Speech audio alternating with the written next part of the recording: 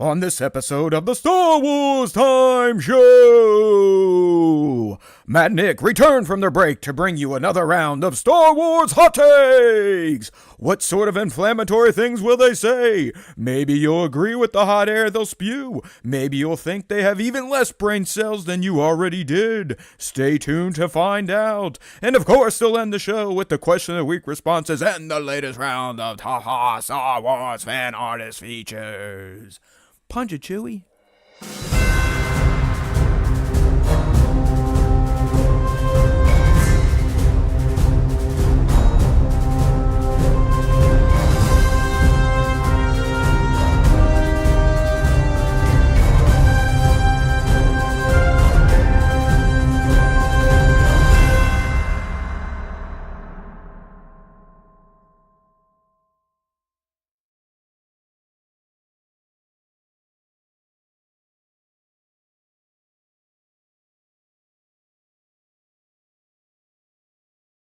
Hey, now, my friends, we're back again.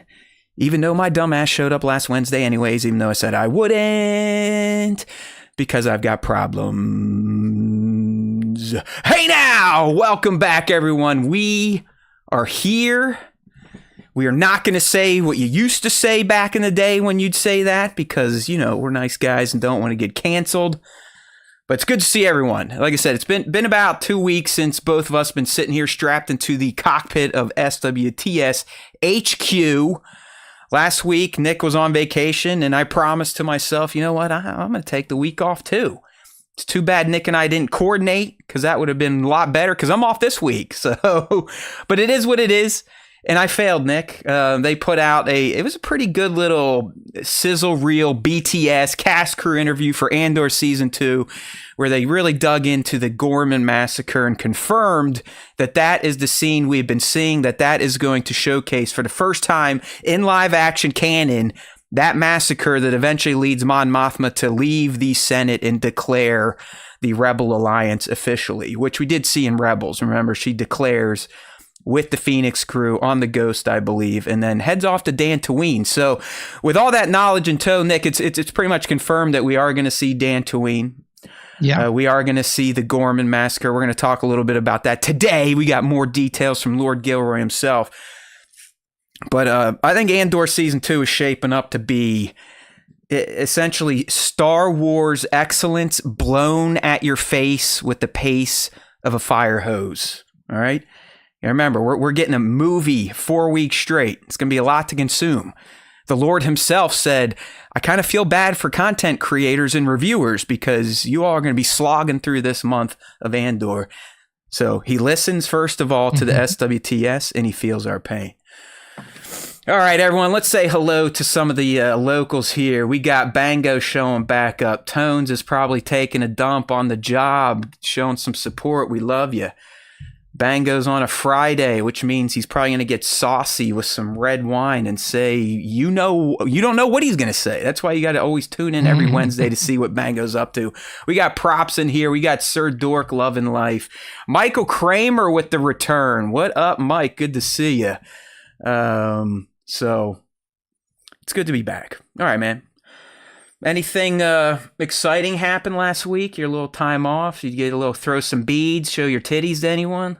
Yeah, we went to some parades. It was a good time. I wasn't throwing beads. I was having beads thrown at me. So, yeah, no, it was a good time. It was the first time that Taylor's ever been to a Mardi Gras parade before. So that was a super fun experience for her. And most of it was, good weather outside.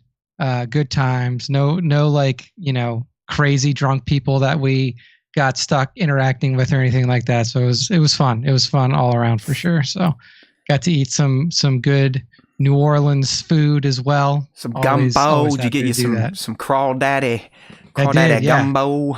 Got some crawfish. My cousin boiled some crawfish when we were there. Got to eat a shrimp po' boy. All the good stuff. So yeah, enjoy. Awesome. It was a nice few days off, but after Mardi Gras, I was working from Wednesday to Friday, I told Matt while I was there, I was like, I wish I would have just taken the whole fucking week off. Yeah, that's a bummer. I did not.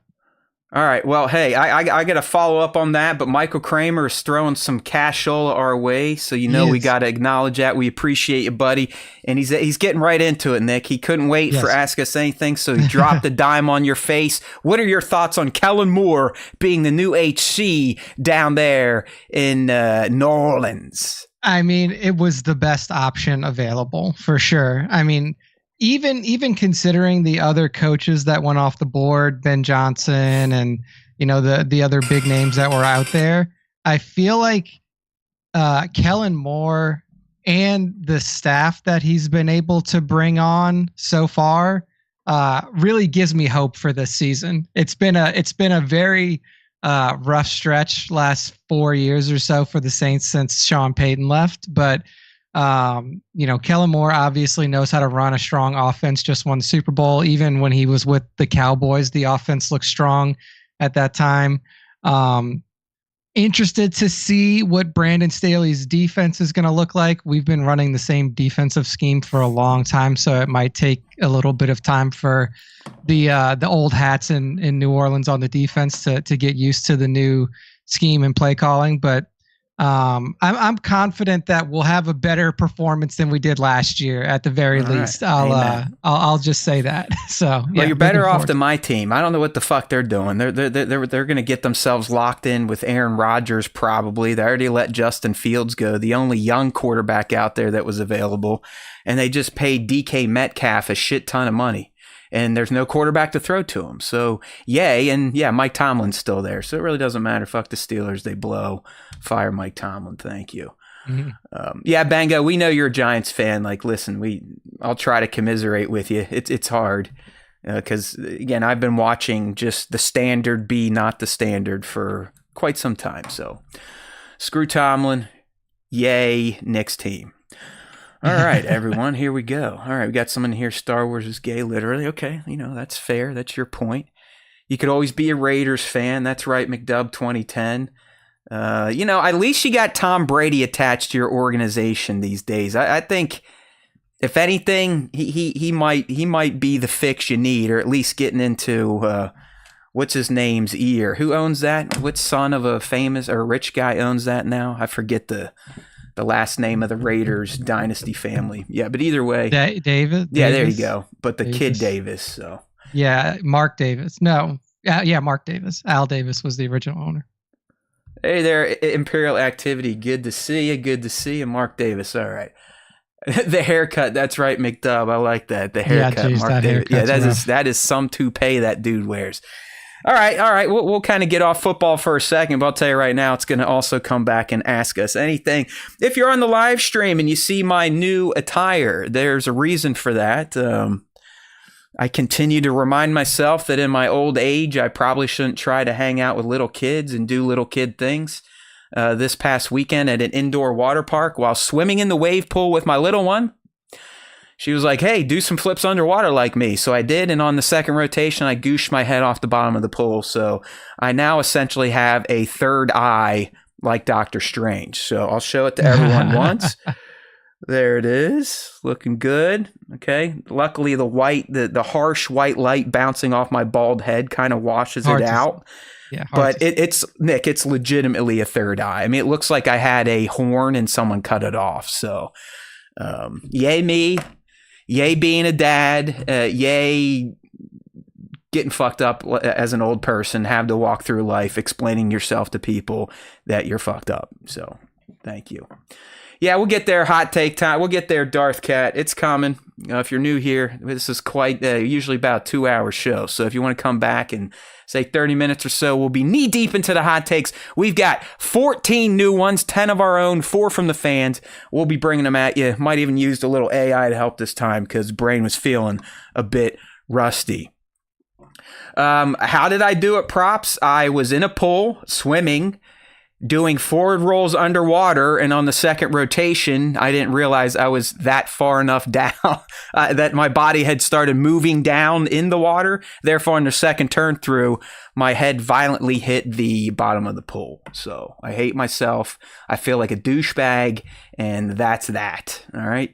All right, here we go. Bango. In lieu of beads, I can send cash. Nick, show us those boobies. All right. We got $10 for some boob shots. Come on, Nick. We will definitely get banned from at least a hairy nipple. Come on. No. Yeah, speaking of the beads, we went skiing this last Friday, and there's a bunch of beads in the trees going up to the chairlift, and I had to explain to my little one what that was.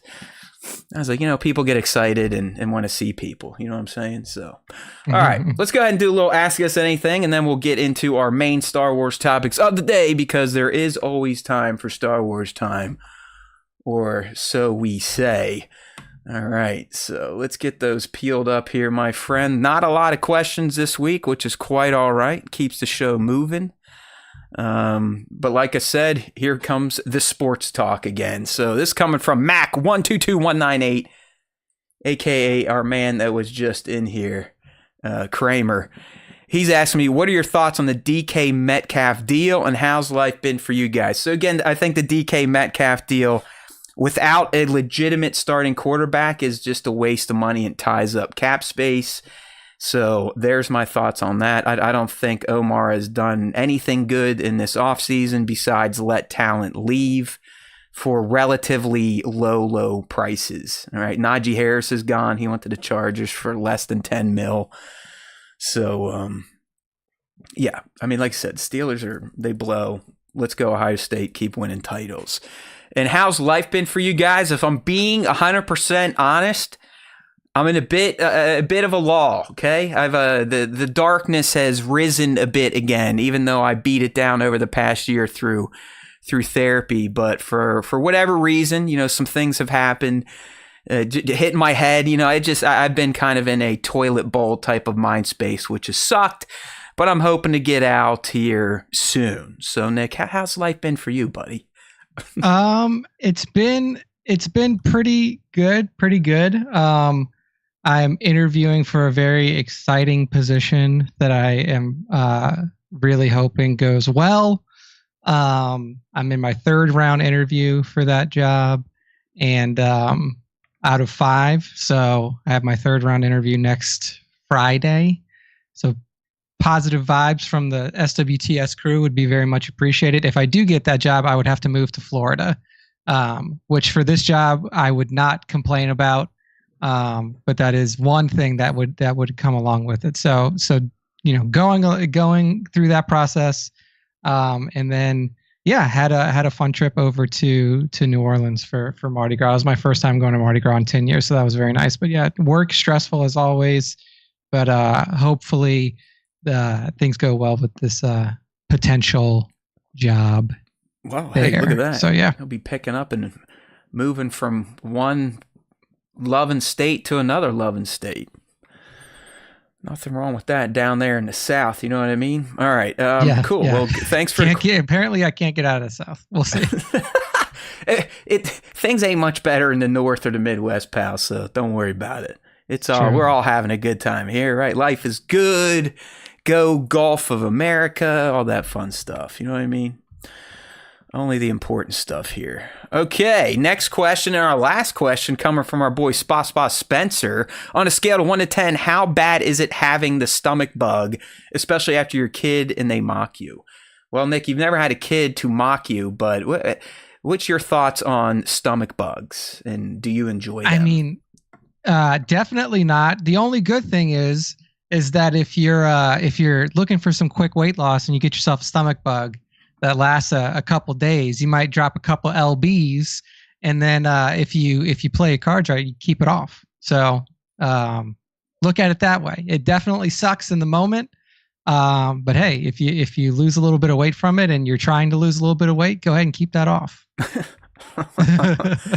Yeah, it's been a minute since I've had the old gut bug, but I had a horrific one Christmas break of 2023 where it was literally shitting in the morning, vomiting in the evening, waking up, some shit, some puke, some shit, some puke, puke, then shit, puke, then shit.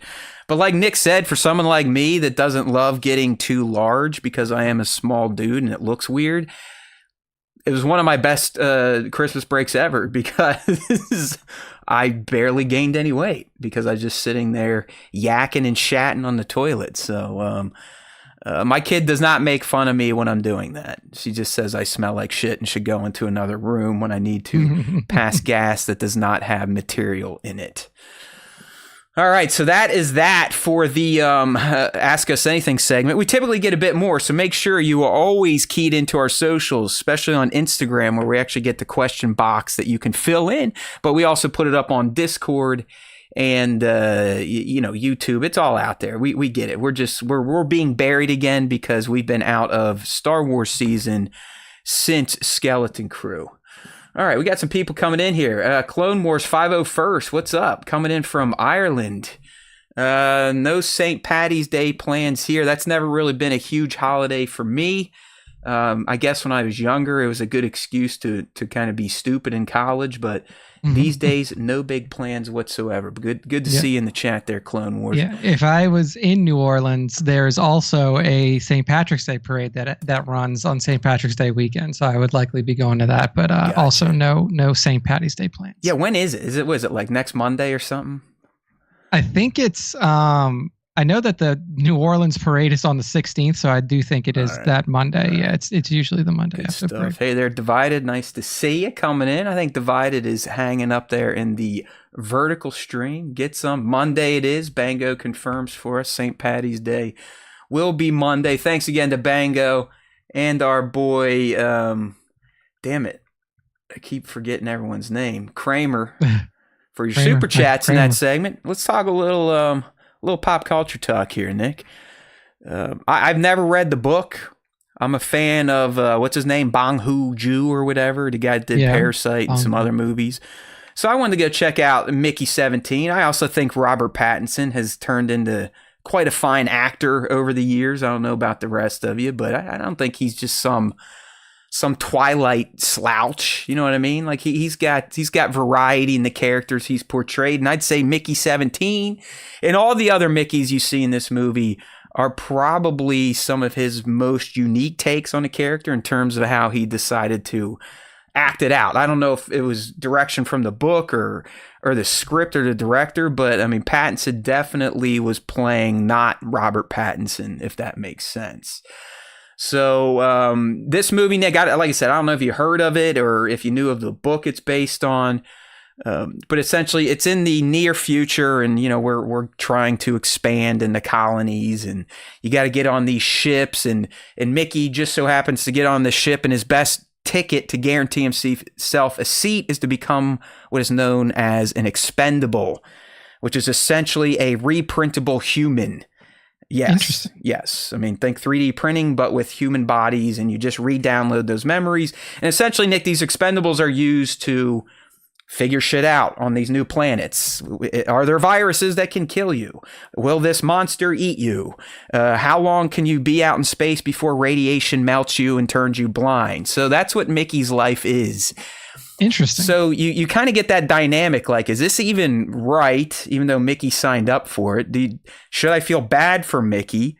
Why did people treat him this way? What the hell's going on? So it's a very interesting science fiction type of existential thinking movie, all right?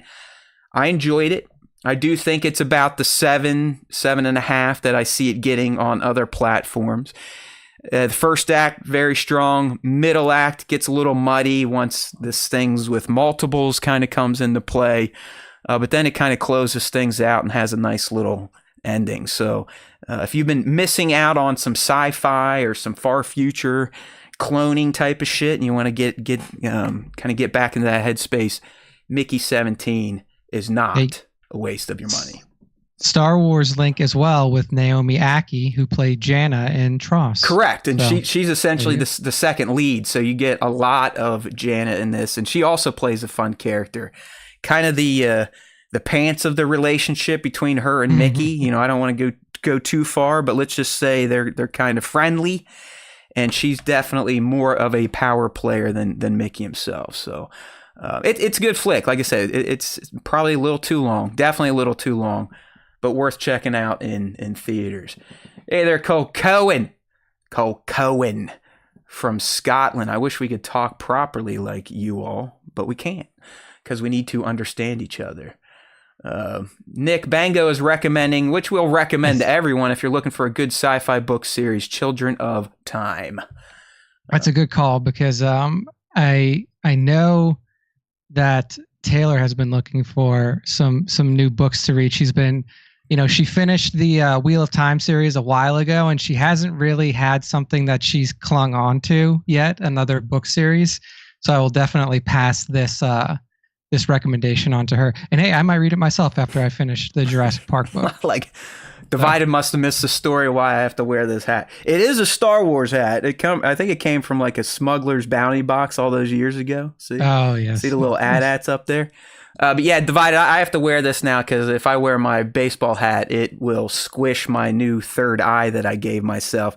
So you can even see some of the cheese sticking to the inside of this hat. So it's a good scrape. I mean, imagine the old days when you used to scrape your knee. Imagine doing that right on top of your fucking head and you're bald. So I'm more or less going to have a spot on my head probably the rest of my life, but at least a noticeable red, achy looking spot most of this summer. So it was perfect timing to do that right when things are thawing out up here. I love myself. Totally love myself. The good thing about scars like that, Matt, is you can make up a story to tell people that don't know about it and then just make yourself seem like a badass. No, it's I already have the story. I mean, I fucking headbutted someone at a bar. There we go. There you go. Defending the honor of my wife.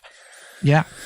Because look, Nick, I love Star Wars. Broke out the shirt. It's been a while. I wish Adrian still listened to us because this is one of the greatest things a fan has ever sent in. Look at that shirt. That's a fun shirt. That shirt is prime. Honestly, I should just stop wearing it and hang it up. I mean, that it's that frame good. It. Yeah, it's like a jersey. I mean, essentially, it's my jersey. All right, so there's your Mickey 17. Now, there's some time for Star Wars time, right? So 2 weeks ago, Nick and I were talking to you all about the rumor about Kathleen Kennedy from Puck News, and we're like, hey, can you kind of pump the brakes on this shit? I know Deadline covered it and THR, but when the source is literally Puck News, and Puck News is known for kind of putting some vomit out there, that's why I was like, just be calm. Let's not run with this like Lucasfilm actually released a press release saying KK has been terminated and Dave Filoni is her replacement. Because, lo and behold, once all that noise started to happen, Kathleen Kennedy phoned up the press and said, hello, Deadline. I'd like to talk about all this dumb shit in the media right now, okay? So we actually got the lady talking. And we're using Bespin Bulletin's site because I'm lazy and I don't feel like scrolling through the quotes of the Deadline article. And Bespin did a great job just highlighting the main points from the article that Nick and I are just going to cover real quickly here. All right. We'll see you, Tones. We love you. Thanks for coming out, Tones. But first and foremost, Kathleen Kennedy is not leaving Lucasfilm anytime soon. Told you so. Yeah, I'm talking 10 more years easy, if not longer. She's not stepping down as president right now. They have not named a successor right now. She says that they may announce a successor in their succession plans by the end of this year, but she ain't going anywhere. She also doubled down, like, listen, even if I do step down as the head of Lucasfilm, I'm still the lead producer on the Simon Kinberg trilogy, on the Sean Levi movie, on the Rey movie, on Mandalorian Grogu. So she is not going anywhere. All right. And this isn't us defending her. Okay. We've given our piece on some of her missteps, but we're just clarifying the mud that was kind of flung around. So other interesting points from this, Nick, Simon Kinberg definitely doing a trilogy, and Kathleen has described it as the next iteration to get us into Star Wars. She did not confirm if it's going to be 10, 11, 12, but his trilogy, from what she's saying, is the next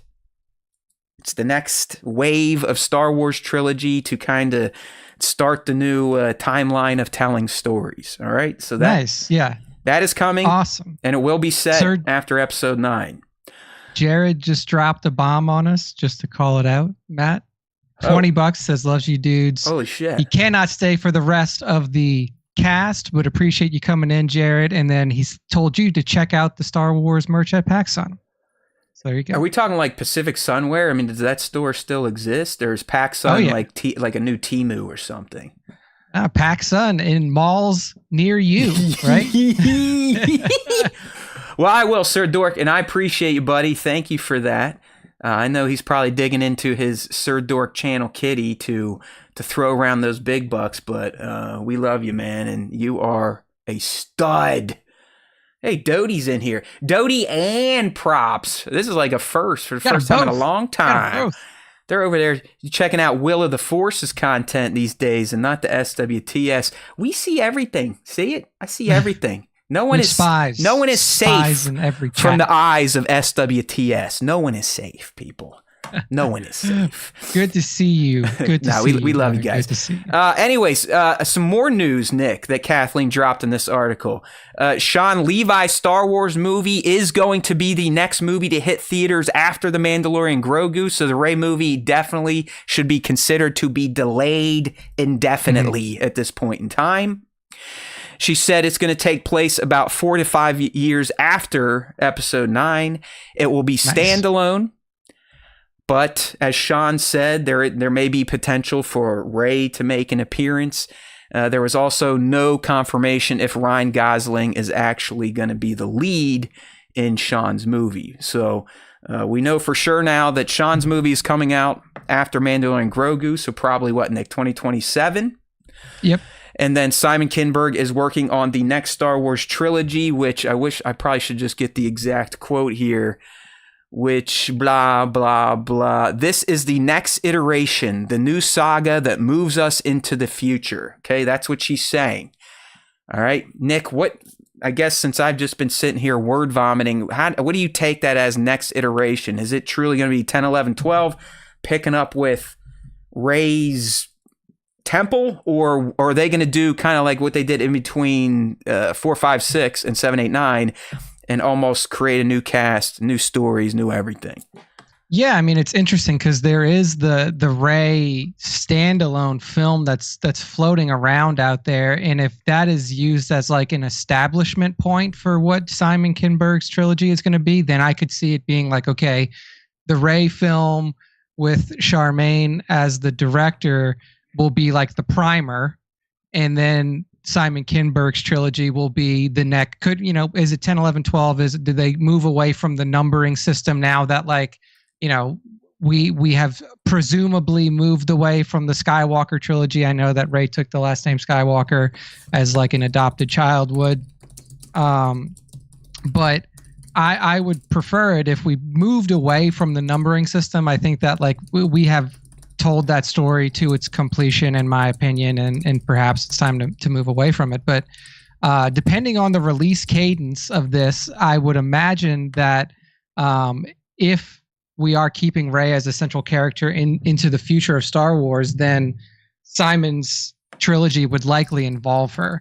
If not, and there's a larger time jump, then it would be really interesting to see if we do kind of approach this with a completely clean slate, because I do think that a clean slate in a film trilogy is probably the best way to move forward with Star Wars at this point. I think that over time, it'll be appreciated to have a story that's told from the perspective of a completely, unattached group of people to what we've already known. So yeah, I mean, I think it has the possibility to be both, but given the fact that like Rey has a standalone film coming out, it kind of makes more sense to me that they would probably spin off of that with Kinberg's trilogy, but we'll see. We'll see. Obviously, nothing is written in stone when it comes to Star Wars films these days. Yeah, so I don't know. I mean, I'm excited for the Sean thing because I honestly, he hasn't really done a movie that I've been like, this guy kind of sucks. I mean, I think Sean Levi has hit some winners over the past few years, but I'm probably more excited for the trilogy just based on the fact that Simon Kinberg is a Star Wars alum. Yeah. Okay. I mean, he helped bring Rebels to life, and I consider Rebels to be one of the better new Star Wars projects in the past, 10 plus years. It's been a while, but yeah, so. All right, so that's that. That's all your clarifications on the Kathleen stuff. Yeah. So moving on to the belle of the ball. Seriously, I'm like, no joke. This guy is one of my new favorite Star Wars creatives just because of his ego and the way he interacts with the press. I actually think he's the best with the press, Nick. I mean, I think he gives the press exactly what they want. And I'm starting to believe he knows exactly what he's doing. He loves this. He loves this game. And if you don't know who I'm talking about, you're not on the live stream looking at the pictures. So come join us 5:30 p. East, Wednesdays, youtube.com/Star Wars Time Show, because you would see a lovely mugshot of our Lord and Savior, not Jeebus H. Christ, Lord Tony Gilroy. Ah! This man is a national treasure, okay? Every one of us should respect him. Everyone should grovel at his feet and give him praise. He truly is Star Wars. He may be George Lucas reincarnated, but better, okay? Yeah. You know what I'm talking about? That's right. Look, Devin knows what's up. Lord Gilroy. We speak his name. We certainly do. We certainly do. Gilroy looks like he could lead an Imperial That's fleet. right, Bango. Gilroy looks like he could lead an Imperial fleet. This guy is just the best. Like, I mean, he is the best.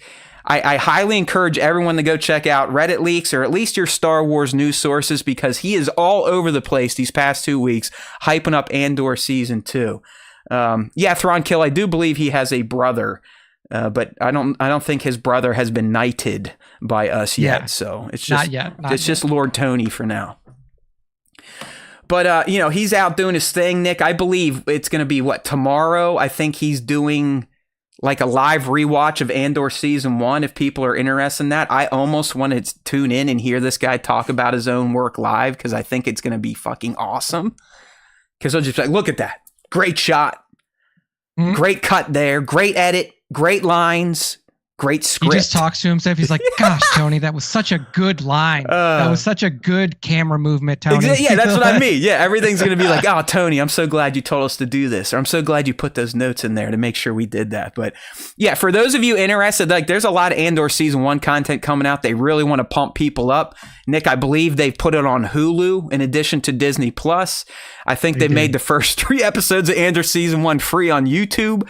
They've even done a 14-minute Andor Season 1 recap on YouTube, and all this is coming from the official Star Wars channel. So I'm telling you this, they're really trying to get that money back that this motherfucker blew on this show. Yeah. Like, he spent so much money in Season 1 that the show was supposed to be 4 seasons long, and they're like, dude, you blew 3 seasons worth of money in 1 season. You get 1 more. That's it. Oh, man. I fucking love Tony. Yeah, so he's out here doing some press here. This article comes from Collider. He's doing an interview with Maggie Lovett, and he wants to make the show timeless and all this fun stuff. But really, I just want to comment on a few things he brought up here to add a bit more light to some of the footage we've been seeing, Nick, in the trailers and some of the behind the scenes stuff here. But he's promising that Andor Season 2 is going to clear up the confusion surrounding the Gorman massacre. And here's just a quote that shows you how awesome and how always right this guy is. He says, the passionate Star Wars community will appreciate how we've straightened out that story. All right, Nick, notice how it's Tony and his band of merry writers that are going to fix Gorman, which is a canon event. They're going to fix it for us, okay? Is everyone ready? They're fixing it for us. We'll see. All right? So here's what he says. He's talking about, how they're covering the Gorman massacre, which is a canon event. It's, he's talking about how he's getting the 5 years to tell Cassian's story that lead up to Rogue One and all that fun stuff. He confirms that we're going to see Mothma leaving the Senate. He's talking about all the canonical stuff that he is obligated to cover, the development of Yavin, all that fun stuff. But here's where he goes in. He's like, Gorman, interesting, is canonical. I'm definitely not saying that right. Canonical. But completely undescribed. Is that even a word? It's a total blank slate. There's also a bit of confusion about the Gorman Massacre and what is the Gorman Massacre. There's a lot of confusion with canon, so it was an opportunity to rebuild in a really significant way. It's a very significant part of our show that can do a lot of different things for us. Quite honestly, it's very expensive to build, so we really want to use it as much as possible so it carries over 5 different episodes. I'm really confident that the really deep, passionate Star Wars community will appreciate how we straighten out that story. So there you go, Nick. They're going to take 5 episodes. So essentially something we were asking, will they carry storylines a year into the future? And it looks like they're going to do that, right? Yeah. I mean, I can understand it for the Gorman Massacre, I guess, because you're probably going to in some way tell the lead up to the massacre over that 5-episode stretch, which, as you mentioned, will cover a year minimum worth of time. So it's also crazy to think about that. That's going to take up more than half of the show itself, or just about half of the show itself, because it's 12. Is it 12 episodes?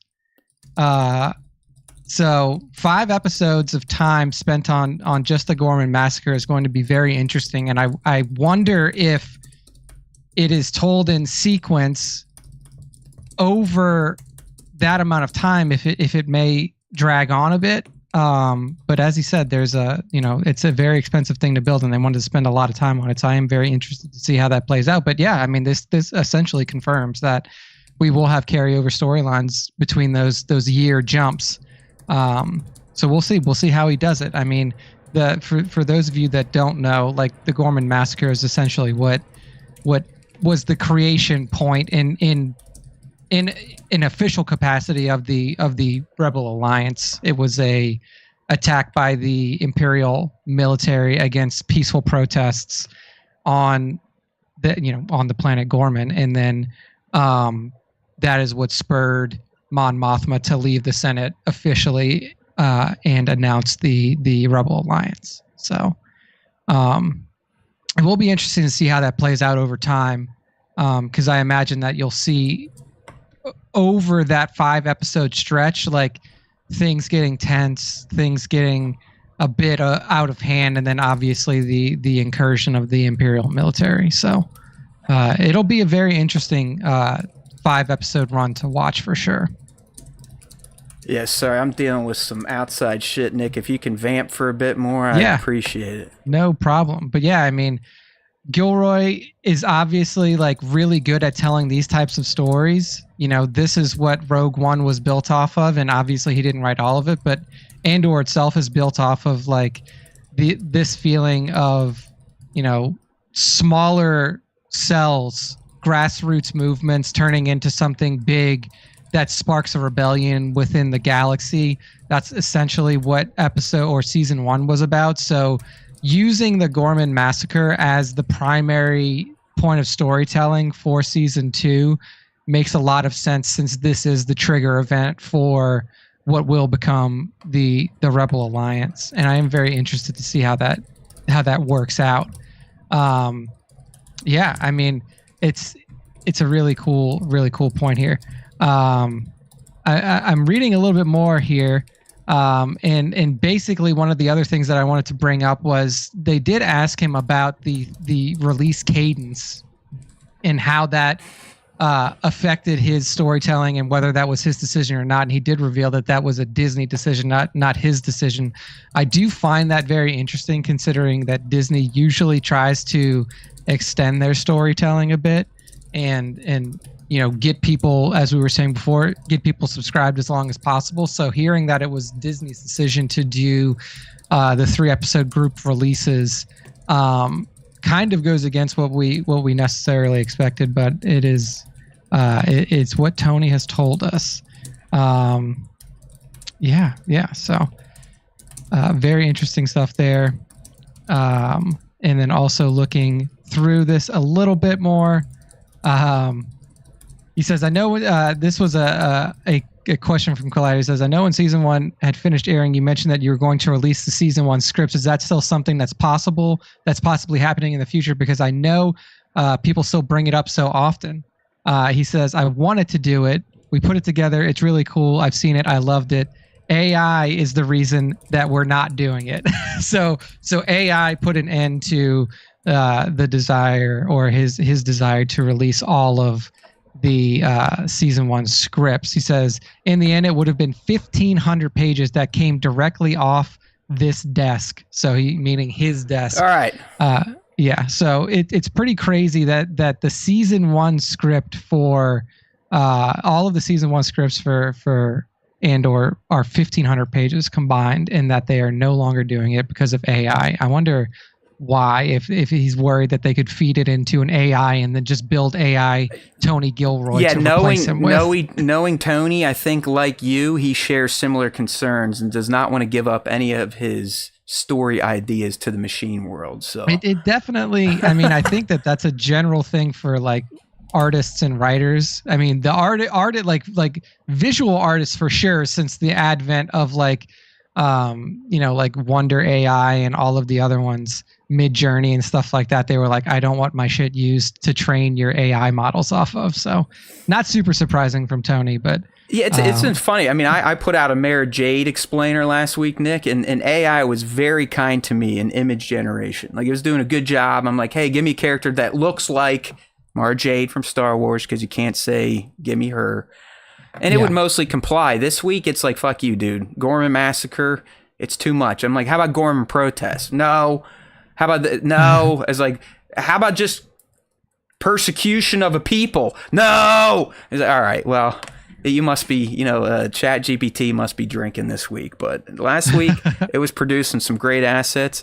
And if you want to learn more about Mara Jade, make sure to check out our artificial intelligence podcast host, breaking her down on youtube.com/Star Wars Time Show. There we go.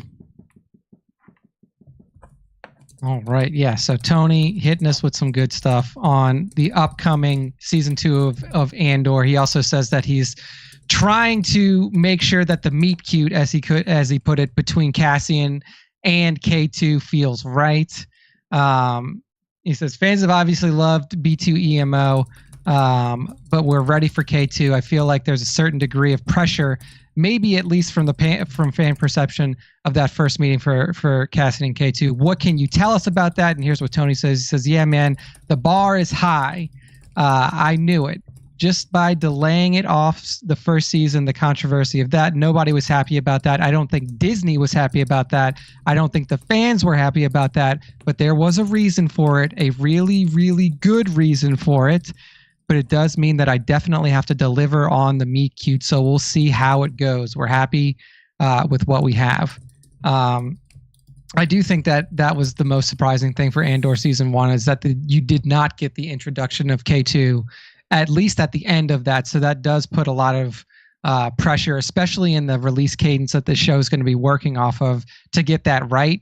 Because essentially, if you hit us with a K2 Cassian introduction at the end of one of these 3 episode arcs, that means that we're losing a year of time between when they meet and when we'll next see them together. So I really do hope that the meeting between K2 and Cassian happens in episode 1 of an arc, so we have that time to really get to know the relationship, the early relationship between the characters, before jumping on to the next grouping of episodes. So very interested to see how that works. Asked if it was, going into Rogue One, we all knew that there was a suicide mission for better or worse for the characters. Now with Andor, there are a whole lot of characters whose fates we don't actually know in the end.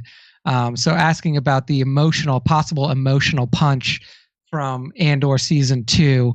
And Gilroy says, yes, but not even in matters of life and death. I will say that as we finish the show, when we're mixing and doing color, when you're mixing, you really and you're really in there, and now you're at the end. All the people who worked on the show, the effective time over 24 episodes over 5 years of these intense circumstances that these characters go through with these amazing actors and all the material that they've had to deal with. It's not just whether you live or die. It's the damage. It's the sacrifice you've made, or the sacrifices you haven't made. So it's kind of saying that you're probably not going to get as many crazy deaths as you did at the end of Rogue One, but there's going to be some regret, there's going to be some sacrifice, and there's going to be a lot of emotional baggage that people have to potentially live with through the end of Andor season 2 and into the original trilogy timeline. So I'm very interested to see what he means by that and who is really going to be affected by it. I mean, one character that we definitely know is going to have a long-lasting effect on the Star Wars trilogy into the OT is going to be Mon Mothma. And we know that Andor season 2 is going to be a huge character moment for her. As a character as important as Mon Mothma, who didn't get as much screen time in the original trilogy, we're essentially seeing how she moves from a senator with good intentions to an outward-facing rebel who is now leading, at least in terms of being the figurehead and the most visible face, a rebellion against the imperial government and the imperial army that has taken hold in the galaxy. So I'm very interested to see how her story plays out overall. I mean, ultimately, we know how Cassian's story goes and ends, and by the end of Andor season 2, we will have known his journey from stem to stern through Andor and through Rogue One and his ultimate demise on the beach at Scarif. So the character that I'm definitely most interested in seeing her evolution is Mon Mothma, and then where we end with her in Andor season 2 and how that affects her character perception moving into the original trilogy, because I think that is a very important thing for sure. Yeah, because honestly, she's a nobody. I mean, outside of some development time she gets in Star Wars Rebels, and it's still very minimal, she's no one. I mean, for her level of power, Nick, we never really get to understand her as that person. We see her as this figurehead in Return of the Jedi. She says a few lines, many Bothans this, many Bothans that, wham, bam, thank you. Let the Skywalkers do all the heavy lifting. I'm going to go back and sip on some Chandrillan tea. So I think this, and really what's going to probably take Mon Mothma into the next echelon of like, holy shit, she is a legit Star Wars hero, will be probably the last 6 episodes or so of Andor season 2. Once she leaves the Senate, once she basically calls out Sheev for being a fucking piece of shit for the Gorman massacre, I think you're really going to see Mon Mothma kind of become who we want her to be. Because like I said, I still don't think we've seen Prime Mothma, even though we saw her, many, many years into leading the Rebel Alliance in Return of the Jedi. Yeah, absolutely. So like getting her to that point to where she is this figurehead that's giving the final briefing before the Rebel Alliance goes towards its, potentially its ultimate doom at the end of ROTJ. So now we get to see, how she earned that mantle, which will be very interesting, because I mean, we've always known that, that Leia herself was one of the political figureheads that just transitioned into a rebel leader, like on the ground mission leader, somebody who's in the fight along with the troops. Seeing how Mon Mothma becomes a person that the rebellion can rally around will be interesting, because up to this point through Andor season 1, we're definitely not there yet. And seeing what kind of role Luthen plays in that, because obviously Luthen is now the one who's kind of the maestro of the rebellion behind the scenes, but nobody really knows that. Nobody really knows who the puppet master is behind the rebellion at this point. But ultimately, Luthen is going to have to move out of that role and hand it off to. Well, no, I don't know if it was in this article or not, but it's kind of brought up like Luthen in season 2. It's a whole different thing. Tony describes it as like a CEO of an upstart. So for the past 15 years, he's kind of been the boss, everything in the secret. And then with that Albany mission, he kind of announced his business to the world. And now all these other cells are popping up and they're going to coalesce together. So Luthen is going to, his task is going to be even more difficult now, because now he's going to have to be really controlling the likes of a Saul Guerrera, who is literally ready to start war every single moment of every single day with the Empire. He'll have to be working with the Phoenix crew. He'll have to be working with his original crew. And you're going to see some personalities, I think, kind of pop up and give Lucen some shit, even on the good guy side. You know what I mean? Like, there's a lot of big personalities to get a rebellion, a galactic rebellion started. So any lead of any of these cells is probably going to be giving Luthen slightly more poo this time around, because he can't necessarily be the boss of everyone now that the cat is out of the bag. Yeah. So we will see how Luthen's story plays out. But obviously, like, there's no way he survives at the end of Andor season 2, right? Like, he has to either go underground or be killed, right? Killed. I don't think there's no. Here's the deal, like, and we'll get into it with our wants and predictions once Andor is almost nigh, but Bix, Brasso, B2, Willman, Luthen, they all gotta go. Like, if they're nowhere to be seen in Rogue One, they gots to be dead. The only one I could see is Cassian, like, sacrificing his love of Bix and, like, stashing her somewhere, but that's not who Bix is. She would want to come back and fight anyway. So I'm pretty sure all of the Ferrixites, or the Ferrixi from season 1 that survived and saw the Battle of Ferrix and Marva's Call, they're all going to get greased by the end of Andor season 2. There's just no way. No way. Yeah. I think that none of them will make this journey alive, so we'll see. Yeah, Bat bringing up the point, like I said, and this is where I think Luthen, you know, he's getting what he wants, but what comes with it, I think, is going to be a big pain in his ass. And Saul is going to have a lot more play in Andor season 2 than he did in season 1. Because you remember in season 1, they were all that Saul was the partisans. He wasn't a part of Luthen's shit. They knew about each other.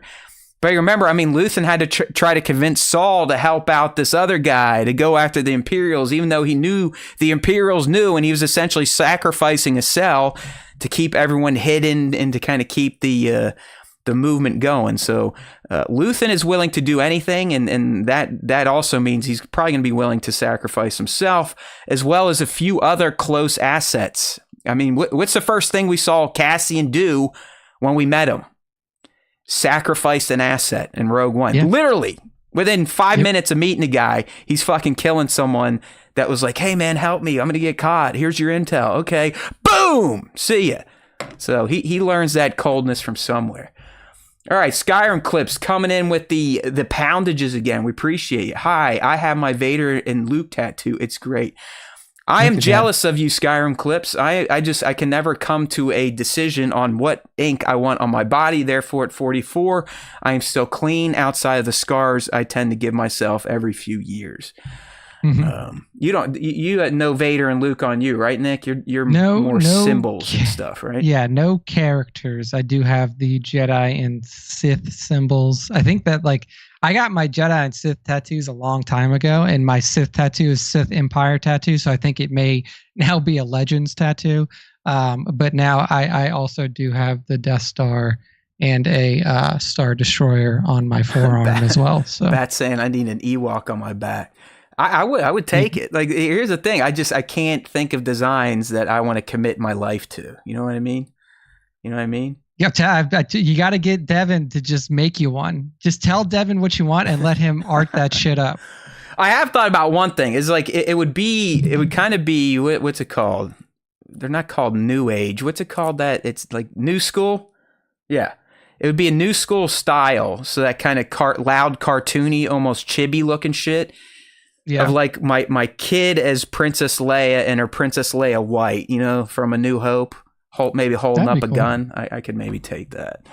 All right, man, let's get moving on here. We've been kind of pissing around because I had some stupid shit popping off in real life. So real quickly, those of you going to Celebration Japan, enjoy Japan because it doesn't look like the show's going to be that important in terms of reveals, in terms of panels. I mean, they got the official site up right now, and I don't know if this missing bullet is something they're hiding or if it's just the intern fucked up the post. But this is what you're getting for panels at Celebration Japan. And Nick, I know you will be aghast at this because it is meek. Friday, Mando and Grogu. Saturday, fucking Andor, show that's coming out 2 days later. Saturday, Ahsoka. What the fuck is that? Ahsoka what? Yeah. Sunday, first look Star Wars Visions Volume 3. That's it! Yeah, that's pretty Dude, light. There's usually like at least, 10 to 12 mega panels? Yeah, it's pretty. I mean, these are the panels for reservation, so maybe there are more panels that are not available for reservation, but yeah, I mean, the fact that like the panels are all stuff that we already know about is pretty disappointing. I guess, you'll get potentially a new look at Mandalorian and Grogu. Yeah, the Andor one is interesting to me, unless they're going to announce that like there's going to be an Andor film, which I just don't see how that's even possible. No, they'll probably show them the first 3 episodes. Like, oh wow, yeah. Okay, sweet. Yeah, so like you'll hang out in there. Maybe you'll see the first episode or whatever. Ahsoka one, obviously, like I don't expect it to be a character study. I expect that to be more around like Ahsoka season 2 and what we can expect to see there.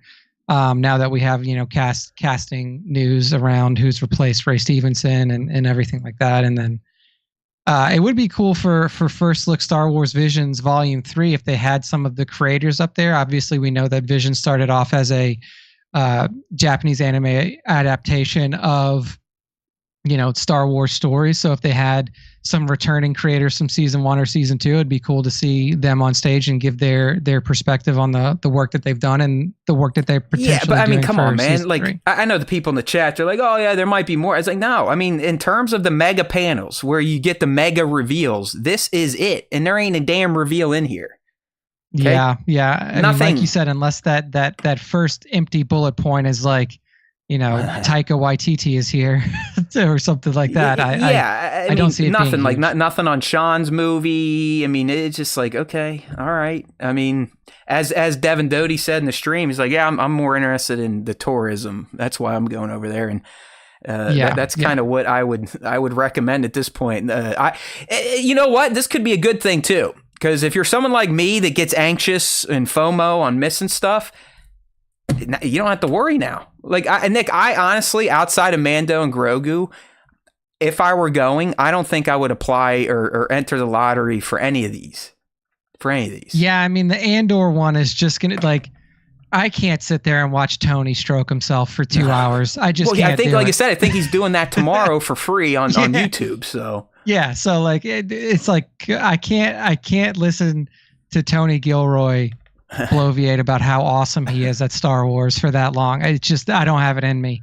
And then, I mean, the Ahsoka panel could be interesting because you'll probably, like, the Ahsoka one, you'll get a lot of good Dave, I'll say. Like, Dave does drop a lot of awesome lore nuggets, and he really does have just this unending depth of knowledge about Star Wars, specifically around the characters that he helped to build. So I do think that that's going to be filled with good nuggets of Star Wars insight. But yeah, other than that, it doesn't seem that exciting, like the one in 2019 we went to is, like, I just remember I wasn't at the Tross one, but I remember I was covering it while you and Ryan were there, and like the energy in that panel was crazy. And so was the energy in the Mandalorian panel. I mean, the Mandalorian panel energy was wild, and it was just this fervor of like people being excited for what's to come. I'm interested to see how it will be for these panels, especially since 2 or 3 of them are for things that like we've either seen stuff already, like Volume 3 of Star Wars Visions, Ahsoka. We've already seen Season 1, Andor. We already know a lot of what's coming in Season 2, so. For those of you who are going out there, definitely give us a report on how the energy feels, because I feel like it may be interesting to see how people react to these things, given what we already know about them. Nick, I think if anything, this just goes to show that there ain't much in the pipeline at Lucasfilm that they are confident enough in to start talking about, if at all. I mean, this it's just dried up. And if you've ever been to a celebration, I don't care what you say. This is meek. This ain't celebration worthy. This is like a D23 stop off tour. Yeah. I'm surprised that I guess that there's no other games that we know. Usually there's a game panel. Thank you. That's what I'm saying. I mean, everyone in the live stream is like, oh yeah, but we'll have the live stage. Okay, that's fun, but that's just people coming out and, people going, yay, it's Hayden, it's you, and yay. You're not learning anything. You're just sitting there watching people that you think are characters that aren't real. So I don't know. I mean, listen, I would love to go to Japan. I don't know if this celebration is worth it. I mean, I know it's too late. Everyone's already going. They've got everything's paid for, ready to rock, and you are going to have a great time. I'm just surprised with the fact that they're holding it in Japan with the the gravitas behind that. The first time it's ever been in Japan, I believe, or maybe the second time, the return, and it's like wah wah wah. Yeah, and look, I mean. Here's something that's important too. I think that this celebration being in Japan is like a way for Lucasfilm to try to activate markets outside of the US. Yeah. Well, China fucking hates Star Wars, and that's a huge China, profit loss right there. Yeah, and China loves Marvel because Marvel has a lot of they play towards that audience a bit. And Star Wars doesn't really have that, and it's hard to play towards a Chinese audience when you're set in space. You can have characters of Asian descent and everything like that, but you can't necessarily hit directly at that market like you can with Marvel. And I think that this is a way. Star Wars Visions was the first kind of foray into bringing a Japanese crowd into the Star Wars family, and I think that having this celebration there may help as well. So we'll see. Yeah, I mean, obviously, we won't be there, but God. we celebrate those of you who will be. And please enjoy it. Listen, we don't like to go out. I really don't like people. I don't like crowds. So I'm happy I'm not going. But now that I see this, I know I'm not missing a damn thing outside of maybe the same freaking sizzle reel they've shown of the Mando and Grogu for the past year. You know what I mean? So yeah. And the Ahsoka panel, I don't know what they're going to reveal. We already know they're doing a season 2, and they're probably going to start shooting it that April. In fact, I'm pretty sure Natasha Liu Bordizzo said she couldn't even be at Celebration Japan because they would be shooting. So who knows? Maybe that was some bullshit. Yeah, but I don't think I think Nick made the best point. I think that the coolest thing you may get is Rory McCann coming out and trying to play his best Ray Stevens. At the panel. So, all right, we'll see. All right, it is time for the main segment, my friends. I know you people have been waiting for it. I might as well refresh it because we all know tech here. It'll probably be broken since it's been sitting stagnant. But we've got another round of hot takes. It's the return of the hot takes. We did some of these back in October. We are back now to do them in March. It's been many shows since our last one, and the AI overlords have graced us with a fantastic graphic. This is what we get when we say, give us a thumbnail for hot takes. So we love you, ChatGPT. All right, as I said, we've got 10 of our own, 4 from the fans. We'll go through these and kind of see how people react. And hopefully no one gets too upset and threatens us with a lawsuit or wishes Nick or myself to die. But you never know. I'm going to warn you right now. Trigger warning. There's stuff in there about TLJ. There's stuff in there about the prequels. There's stuff in there about the Acolyte. So watch out. If this is going to get you upset, you may want to change the channel. All right, Nick, here we go. Starting off with the first hot take we have for our new edition, our new round of takes. The Siege of Mandalore arc is better than the Umbara arc in the Clone Wars. Fight me. I can't even fight you on that because I think that that's just objectively true. Yeah. I will say that the Umbara arc is more shocking, obviously. Yeah, but I think that the Siege of Mandalore arc in season 7 is just some of the best animated Star Wars that we have ever seen, period. So yeah, I mean, it's we're starting off with an agreement here, but I do think that there are probably people in the chat and people listening. I know, I know. Bat disagree. Right now, if Bat hears this or Bat sees this, he's going to get ready to fight. He may never come back again. I might have put this in there just to tweak some of the clone bros out there, but it objectively, as Nick said, it's better. It just is. It's just better. It's better storytelling. You get the heavy hitters in there. We got some new canon. Hell, the fact that people have looped it into the Revenge of the Sith mega cut. I don't know if does everyone know that exists somewhere? It's like a 3.5-4 hour cut where it loops in Siege of Mandalore shit and bits from other shows to really kind of give you the full picture of what was happening in ROTS. So yeah, I mean, listen, you had Ahsoka returning with the clones. The 332nd was formed for with the orange helmets. She takes on Maul. Maul reveals he knows that Anakin is bad. She doesn't care. She captures him. They get away. Her and Rex have to fight for their lives on that ship. Beautiful stuff. Then you get that great shot at the end with her and her cloak. All the helmets on the sticks. Yeah. Beautiful. Fast forward to Vader many years later, picking up her lightsaber and seeing the Morai up in the sky. Yeah. All right, next hot take. That one wasn't so juicy. Let's see if we can burn some tits with this one. Andor is a terrible title for the series. All right, this one comes from Nick, so I will challenge him on this. It's hard to, because I also agree. Yes, us nuts, we'll pick up on it. Cassian, Andor, but just to regular fans and probably to its own detriment in season 1.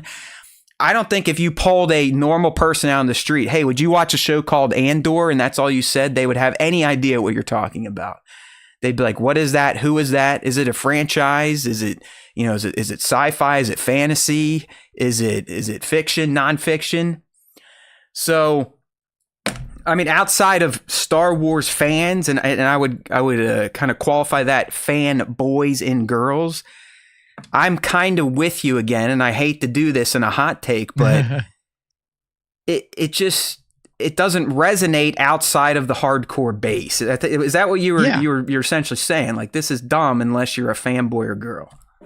Exactly, and the thing about it is that Andor isn't even the main character of the movie that he's in. He's the second lead. Jyn Erso is the lead of that movie. Jyn Erso is the primary character that you're following along with the entire time. Well, they're saying that it's about Cassian Andor, so what the hell else should it be? But it is not about. This show isn't even about Cassian Andor. It follows Cassian Andor as somebody asked, what would it be called? Bango said it good. Birth of the Rebellion. Dawn of the Rebellion. Rise of the Rebellion. Just Rebellion. Star Wars Rebellion. Revenge of the Rebellion, because everyone likes revenge stuff. Yeah, like anything Star with Wars Rebel 3.7 in the title. Yes. Yeah. Anything with Rebel in the title, because this show is about the rise and birth and maturation of the rebellion against the Empire, and it has very, very little to do with Cassian's last name that most people don't even know. Like you said, you can Rebel Dawn, just like Wolverine. Red Dawn, good film for sure. And hey, Rebel Dawn could work. Could get some of those old heads wrapped into it. But I just think that they shot themselves in the foot with this title, because I know people who have seen Rogue One and loved Rogue One, and I asked them like, "Oh, have you watched Andor?" And they're like, "What's Andor? What's an Andor?" And I was like, "Oh, do you remember that? Do you remember the Cassian, the guy character from Rogue One? His last name is Andor." Honestly, Nick, like, you nailed it right there. It should just be called the guy character from Rogue One, season 1. Yeah, more people would know what it means. Like, more people would know. Oh, it's like that's the guy who died on the beach. Yeah, I like that. But yeah, you are right. This shouldn't even be a hot take. This should just be a take and take. Like, Tony, come on, bro. Like, I don't know if Tony named this show Andor, but if he did, God, like he couldn't have done a worse job. He should have just used Cassian's middle name. Hear me out, because I think we're on the same brainwave right here. It would essentially be like renaming episodes 4, 5, and 6 to like R2D2 and C3PO season 1, season 2, and season 3, since they're the ones that we experience the story through, just like Cassian is the delivery of the story in Andor, right? So yeah, we'll just rebrand it R2D2 and C3PO episode 4, R2D2 and C3PO episode 5, and then obviously episode 6. I mean, what this really is how George Lucas initially named Star Wars. It was like Star Wars, a journey of the Force as told by the Journal of the Wills or something it was like a that. mouthful. So he was essentially telling you who you're viewing the story through. And that's what this title does. It's like you're viewing the story of the rise of the rebellion through the eyes of Cassian Andor. But in certain instances, in long stretches of episodes, you're not even seeing it through his eyes. Like, you're experiencing the rise of the rebellion through multiple people that are involved with it. So calling it Andor is just a terrible way to get across what this show is really about. Right. And League really makes a point here, Nick. She's like, hey, if someone watched R1, you would know who Andor is. Yes. That is not true. Yeah, that requires them that they've already seen Andor before they went into Rogue One. So what we're saying here, if you want to expand your audience, you got to dumb the shit down a little bit. Yeah, but that's the thing too, is that like, how often do they say Cassian's last name? Star Wars: The Rise of the Rebellion, as told through multiple people involved. Episode 1, Chapter 2. Love it. Perfect. Yes. but that's the thing. Is like, even in Rogue One, they don't say Cassian's last name that much. They say it 3 times, maybe. So like, you really have to be locked in to Rogue One to know what his last name is. Yeah. And if you don't know what his last name is after what most people did, which was watch Rogue One once, then when they put the show out that's just called Andor, you have no reference to what that means. Mm-hmm. Even if they would have called it Cassian, it may have been better. Yeah, that's the other good. Like, they barely even call him Andor in Rogue One. It's just Cassian. They call him Cassian through most of it. And like, they may say his last name a couple times. So if you didn't read the credits, or if you were like looking at your phone when they said Andor and didn't fully catch it, you have no reference point to what the show is about. The guy with a space accent, season 1. Yeah. All right. Well, that one definitely, Nick, you definitely ruffled some feathers in the chat. I think some people quit. My gears. Some people rescinded their memberships from that one. So we're going to move on to the next. Speaking of memberships, if you like the dumb shit we're talking about right now, don't forget to check out that button down below. We go as low as $1.99 a month. All right, next one here. This one's going to get people worked up. Probably not in this chat, but if this becomes a clip on the internet, because we've been getting teed off on some of our shorts going out there recently. But the Acolyte should not have been canceled after 1 season. Come on. I mean, look, I think that this holds true for every live action TV show, unless you specifically call it a limited series. It should have minimum 2 seasons. Like, you should be able, like, these creators should have the space to tell their story for 2 seasons to give them enough time to bring things to a good point. I mean, just imagine if you had only seen season 1 of Parks and Rec. If you've ever seen that show, I literally had to drag Taylor through Parks and Rec season 1, kicking and screaming. And by the time season 2 came around, fucking great. It was like season 2 on, awesome. Same thing with The Expanse. The Expanse turned into one of our favorite sci-fi television shows ever made. How many networks did it end up getting passed to finish itself? Yeah, I mean, it was Sci-Fi, and then Amazon saved it, right? And took it up through what, season 5 or 6? Six, yes, through season 6. And season 1 of The Expanse is like watching paint dry sometimes. It's so slow, and if it would have only gotten 1 season, that show would not have gotten the justice that it deserved. Like, it, and like, the same for this show. It's like, yeah, this show ended with a lot of open questions. But if you would have 2 seasons, you would have plenty enough time to bring some of these threads to a close and have a fully cohesive story told through like in an era of Star Wars that we really wanted to expand. And remember, this was the second most watched show on Disney Plus last year, behind Percy Jackson. Like and 2.7 billion minutes or something. Yeah. And like Percy Jackson is a show that has so much, like there was a Percy Jackson movie. There's been multiple Percy Jackson novels. There was a fan base behind Percy Jackson long before the shows and movies came out. And The Acolyte had nothing. Yeah, you had the general Star Wars base behind it, but like there was no like huge fan base behind The Acolyte as a show. This one's more of a bummer than a hot take. It really is. Like I know all you people out there that hate The Acolyte and want us to die. That's fine. We're never going to change your minds, and I could care less. But there's just there's a lot of meat left on this bone. You know what I mean? I mean, poor Kamir, never going to see Manny again. DP back there in the cave creeping out. Never going to figure out what's going on there. What was the deal between Kamir and Vernestra? Oh, who cares? It doesn't matter anymore. Oh, well, there we go. Moving right along. Yeah, like I said, I mean, our audience is usually typically on the up and up. They're not the ones that get upset about the things that get some of the Star Wars fandom worked up. All right, this is another one from young Nick himself here. So I will rebut after I read it. But Star Wars live-action TV shows should stop once the movies return. Here's the first one I will challenge him on. And it's not because I think Nick is a doofus for saying this. It's because really since the end of the sequel trilogy, we can't trust a fucking word Lucasfilm says about the movies in particular. So even when the movies do return in 2026 with Mando and Grogu,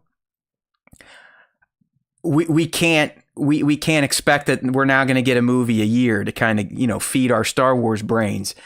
So I would still like the TV universe to persist, just because I cannot trust Lucasfilm to actually commit to a movie roadmap since they finished the sequel trilogy. Does that make sense?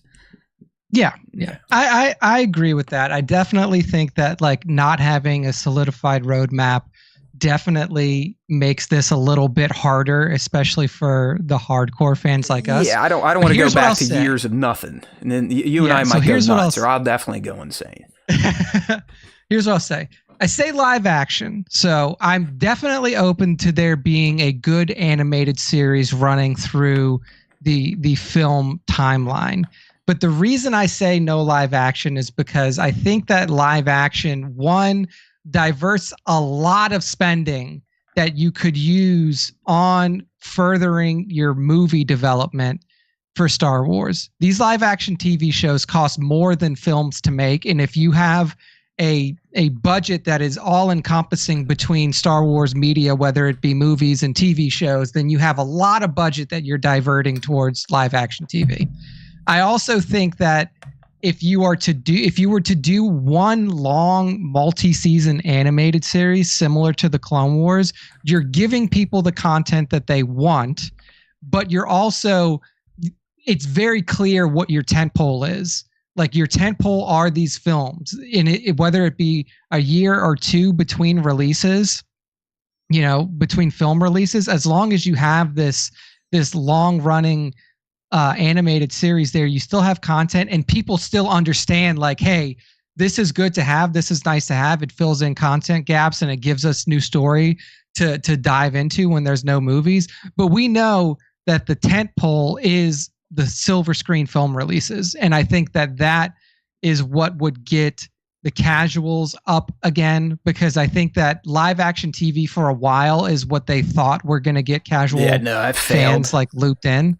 And it just doesn't anymore. Like the live action TV series have been on the decline since Mandalorian season 2. Unquestionable. Every season of live action Star Wars TV has declined, regardless of what the show was, year over year. We know that the interest in them was waning, and we know that after the conclusion of the Mandalorian, series of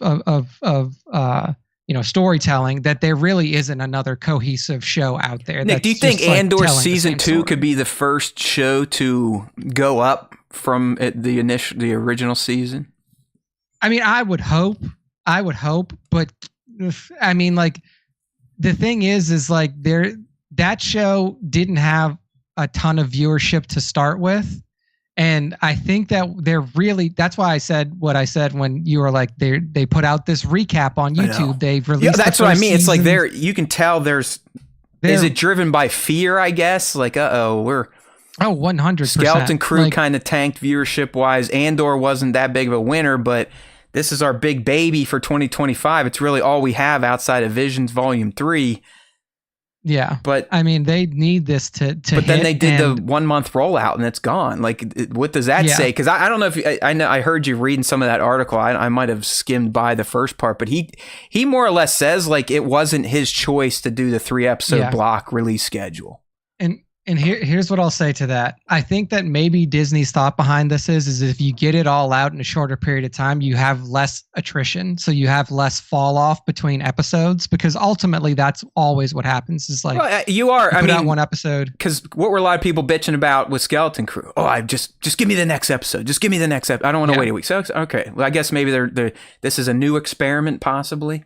Yeah, it's a test to see if this works, because if you give people 3 episodes up front and they're like, oh wow, like I got so much there, and then like, yeah, you got to wait a week, but you got an hour and a half. Yeah, you got a movie that just covered a year of the timeline.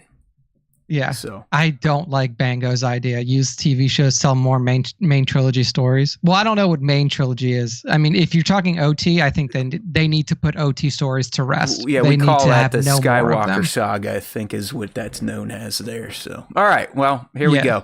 Now, last thing before we move on, would you be able to exist in a world, Nick, where you get a movie, say in the old school May release or this new school December release, but you also had one show, one animation. So every year, one animation, one live action, one film. Is that too much?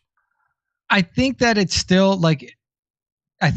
too much. I think that it should be one show and one movie per year. And even doing one movie per year, I think is like, I know that like we like to think in our heads that Star Wars has the Marvel juice that they can put out a film a year and people will still go see it. It just doesn't. Well, like Marvel, they don't care anymore. No one goes, and they still put multiple out a year. So it's just like, fuck it. So like, I really don't think that the state that the fandom is in and how willing people are to just shit all over anything that comes out, regardless of quality, that like putting out a film a year is a good idea. I think that you should minimum have 2 years between film releases.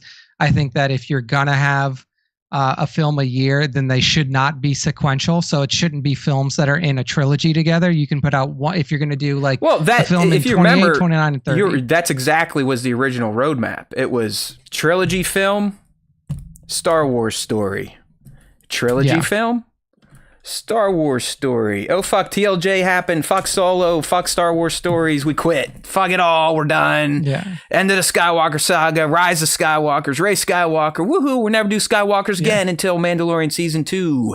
Then we'll bring them in. Then we'll bring them in again in the Book of Boba Fett. It's like... I think that the big problem with Star Wars now is like you don't have time to anticipate anything. There's too much of it out there to be like to truly anticipate anything. All right. Like, oh yeah, like there's a new show coming out, but there's also a new show coming out later this year. And there's like prior to this year, it was like we're getting 3 Star Wars shows a year. And it's like it's fucking great for people who really, really like it, which is a shrinking number of people.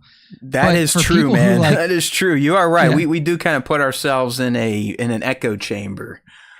Yeah, and it's like I think that what fans like us have to realize is that like overexposure to content only leads to fatigue for most people. And like that is what kills the franchise is overexposure. And Star Wars has been an overexposure land for a while. Like for a long time. And that's why we see viewership numbers going down. That's why Star Wars creators see interaction numbers going down and everything like that is because people are fatigued of it. And as much as we would like to see like I want 3 new Star Wars things a year, it's probably more healthy to have like 1 new Star Wars thing a year, if that. God. That'd be nice. I wish I could just quit doing all this shit and just be a fan that watches stuff. But now you guys got me hooked to it's like podcasting, live streaming heroin. You motherfuckers. All right, let's move on. We're pissing time away on this one. It was a good one, though. Got people talking. It got them chatting. We'll see what they say about this one. Darth Vader is overrated as a villain. Eat me. I mean, this one is not hard for me to argue, right? I'm not gonna have difficulty arguing this. Why is this potentially true, Nick? I want to see if you have the right answer. Why is it potentially true is because the fact that, Darth Vader is a character that was built and bred by Palpatine to literally become his successor and to lead the evil side of the galaxy into a long-standing reign that never happened. And ultimately, Darth Vader, through his entire run, was a fucking failure from day one. What is he, though? What is he truly to Palpatine, though? He's not really his equal. What is he, though? No, he's a toy. Yeah, he's the errand boy, right? He's the errand boy. Yeah. Go do this. Go do that. Go do this. Go do that. He's not thinking of anything on his own. He's not scheming anything on his own. If it weren't for Vader's redemption arc, he's kind of just, again, a yes sir type of guy. Yeah, he is a picture Matt of hit his head harder than we thought. Darth Vader is a picture of weakness and failure. Like, straight up. Yeah, I think people get locked up on like villain. Yeah, like he's a movie villain, yes, super iconic. But if you actually think about the character and villainous stuff, he's a bitch boy. He's not the main villain. Palpatine is. Vader's just a vessel for Palpatine to direct towards things and wreck them. Yeah, he's a rabid dog, but he's a rabid dog who is often bad at doing things that rabid dogs are good at, which is fixing, like getting rid of problems or like killing people. He couldn't. His main challenge of the trilogy, outside of the first movie, because George didn't know he was going to get two more, was to convince Luke or kill Luke, and he failed at both. Couldn't do either. He failed at both. Yeah, Luke flipped the tables and is like, no, I'm going to convince you to do the right thing. And Luke succeeds. Yeah. I mean, like, from the moment he takes the Darth Vader mantle, he does nothing but fail. He goes to fight Obi-Wan Kenobi. Kill your master. You are literally the chosen one. Your M count is through the roof. Right. You are as powerful as any Force user has ever been. And you can't even take out like a middle-aged Jedi Master who's like middle of the wrong Jedi Master too. Like, there are Jedi Masters who are better than Obi-Wan Kenobi. You can't take out that guy. You just said some fight. You just dropped the hot take right there. If anyone heard that, you hear this? Young Nick said Obi-Wan Kenobi is middle tier at best. I mean, Obi-Wan Kenobi didn't even get one of the big chairs on the council seats. He got one of the regular sized chairs. Like, yeah, he had to take Yaddle's chair over. Yeah, like he's not even sitting in the high back chair, and he can't take out that guy. Yeah, listen. Like, I know Bat's an old guy like me. I get what you're saying, Bat, but if you think of like just from the term villain, he's more of a movie monster if you think about it. Okay, he doesn't really think much for himself. He doesn't really have many plans for himself. He's just a yes man type of motherfucker. And yeah, he does a lot of bad shit. I just think as like villain definition, I don't know, maybe a bit overrated. All right. Bit overrated. All right, that was a fun one. I like that. Maybe Matt banged his head hard. He thought that was a good one there. All right, this one coming from young Nick here. This is going to get people worked up. Rian Johnson's trilogy, the one that was supposed to be set way after the sequels, would have been the perfect direction to take Star Wars into the future. Yeah, I mean, because I like people on the internet telling me that I'm old, stupid, and don't understand Star Wars, and I'm a shill. This is another one that's really not going to get me that upset. I think Rian Johnson is one of our better creators out there. I mean, if you look what the guy has done with Knives Out and now into this other series he's got going on Hulu or something. I mean, he's becoming quite the prolific entertainer in terms of writing and directing and bringing shit to people that they enjoy. So I would not have been opposed to seeing Ryan get another crack at this and see what he did. And remember, it wouldn't involve Luke, so you don't have to worry about him kind of putting Luke through that lens that upset a bunch of people. So yeah, I know. I mean, it's not that hot to me, Nick, but I get it. Rian Johnson, kind of like Leslie Headland, you say their name in front of the wrong Star Wars fan, and they're going to start shooting laser beams out of their eyes into your face. Yeah, and here's the thing about Rian's trilogy. It is what Star Wars needs, because it is everything that is disconnected from current Star Wars. And that's what Star Wars needs, because the toxicity and the fan base and all of the hatred Crew, that is, right? Yeah, but like even Skeleton Crew functions in a galaxy. It's like Skeleton Crew was the closest that we've gotten, but Skeleton Crew still functioned in the Star Wars galaxy. True. And if I'm not mistaken, Rian's trilogy would have been outside of the known Star Wars galaxy, but is telling a Star Wars story with a completely new setting, completely new people, completely new everything. It's been so long since they've said anything about this. I mean, I'm talking like, when did TLJ come out? 17? It's 2017. Yeah, I'd say we're close to 7 years of not hearing anything about this. Yeah, I mean, it's I am foggy, but it was. happening. I agree. I don't think it was going to be. Yeah, it's just a continuation of Rey and them. I'm not sure if it was going to a different galaxy or unknown regions of the galaxy, but it was supposed to be kind of like a new experiment. Yeah, it was disconnected from the Star Wars galaxy, and I think that is what would reinvigorate a fan base more than anything, is to say, like, this is Star Wars with people you've never heard of, places that you've never seen, stories that you've never witnessed or experienced before. And this has nothing to do with TLJ. Like people saying like TLJ, it has nothing to do with TLJ. Regardless of your thoughts on it, here's what I'll say about TLJ. Agnostic of the story, the characters, anything else. It was a very well-made movie. Like that was probably one of the better shot Star Wars films ever made. And the technical filmmaking behind it was masterful. And that's what Rian's really good at.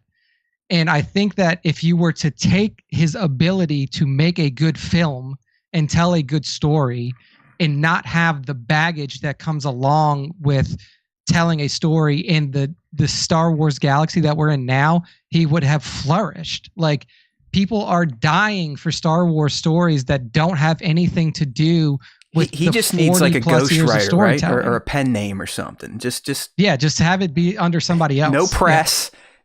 Just be like, I'll do it. I'll represent him. I'll be like, I'm the guy that did it. Okay, I wrote it. I shot it. If you want to fight me. Let's go. I like to headbutt people. Clearly. Yeah, but like that's saying here, Ahsoka season 3 written and directed. No, not even Ahsoka season 3. Characters you have never heard of.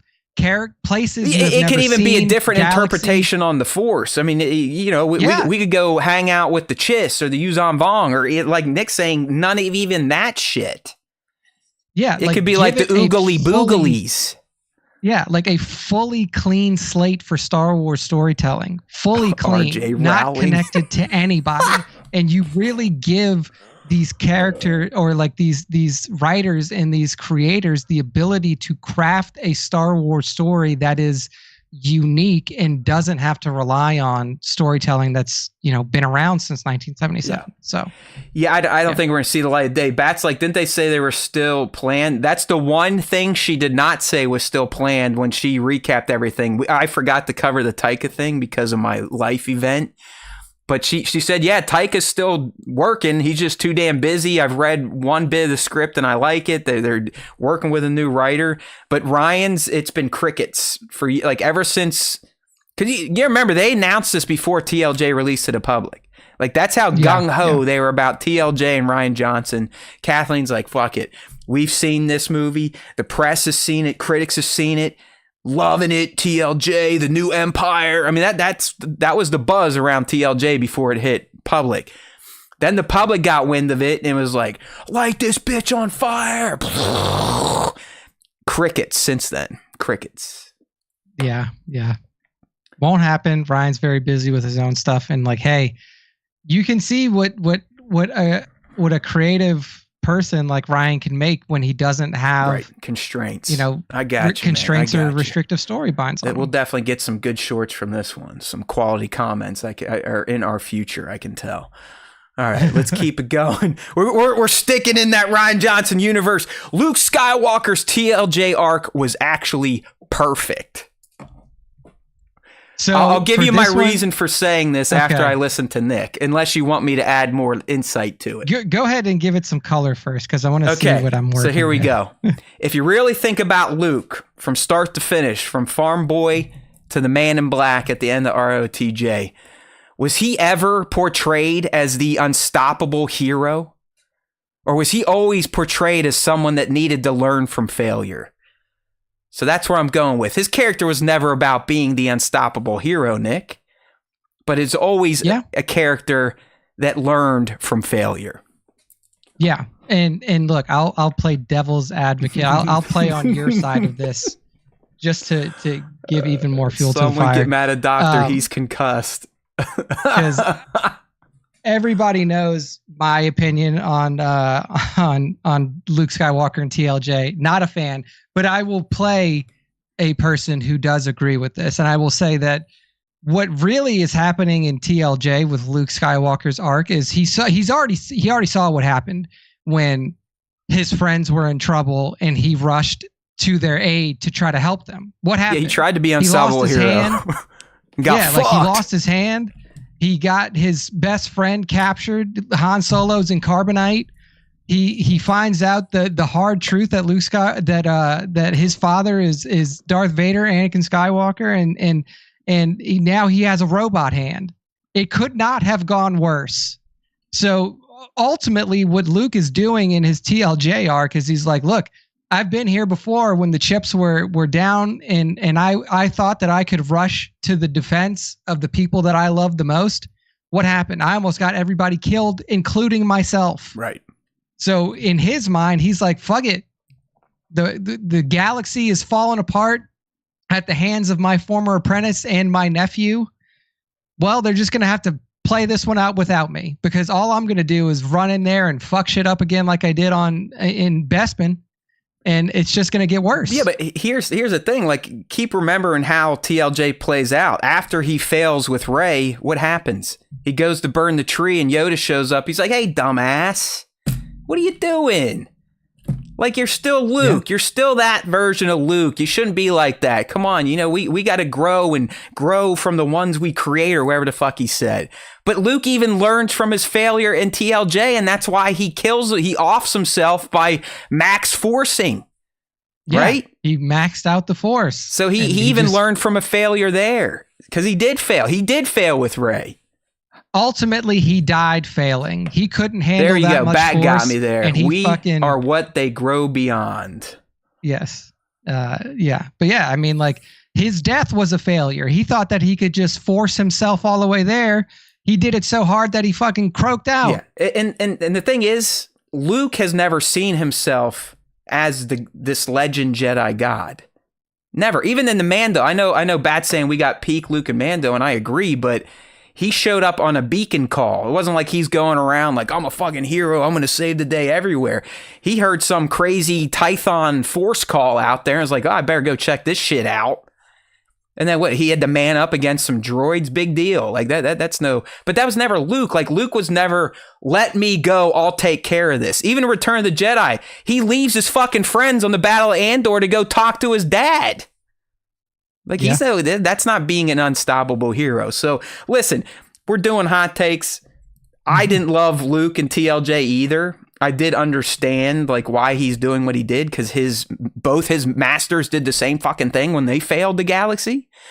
What I will say, and why this is a hot take, there's a few little segments in there, like when he's on his little green tit journey and fishing journey, and he's just being a jerk to Rey and Chewie. Luke would not be a dick, all right? He would not be a dick, but he would definitely do what he did in TLJ by taking himself off the map. Yeah. All right, what you got next? All right. I know we're scooting up against the clock here. This is a classic. So if you're new to the Star Wars Time Show, let me introduce you to our friend Bozo Fett. Boba Fett wasn't cool until The Mandalorian season 2. All right? He was known as Bozo the Fett until we saw what they did in Mando S2. Until we saw him reclaim his armor on Tython from Mando. Beat the shit out of some stormtroopers. Then, because he's a good dude, teams up with Mando to help him go get or protect Grogu or get Grogu from Gideon. Does some cool shit in the Slave One. And then, of course, we get even more radical Boba Fett, or not Bozo Fett, in his own series. So, yeah. Boba Fett on screen was a douche until The Mandalorian season 2. He was a complete buffoon. Like, this guy had a bounty handed to him by Darth Vader on Bespin. He didn't do shit. Like, he just showed up there. He let Han just like get captured himself, and Darth Vader do all the work. Yeah. And then he just shepherds this guy off to he's like an Uber driver for Han's carbonated casing. That's it.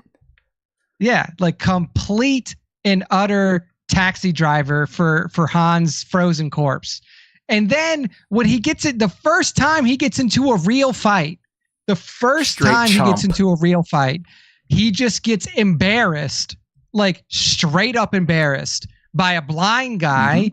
And then falls into a hole for 30 years, or for however long he was at the pit. Just like a minute these days now. Yeah. Who knows? I mean, who really knows? Who knows how long that really was? 5 years. Timelines get a little loosey goosey thanks to Favreau's Mandoverse. That's for sure.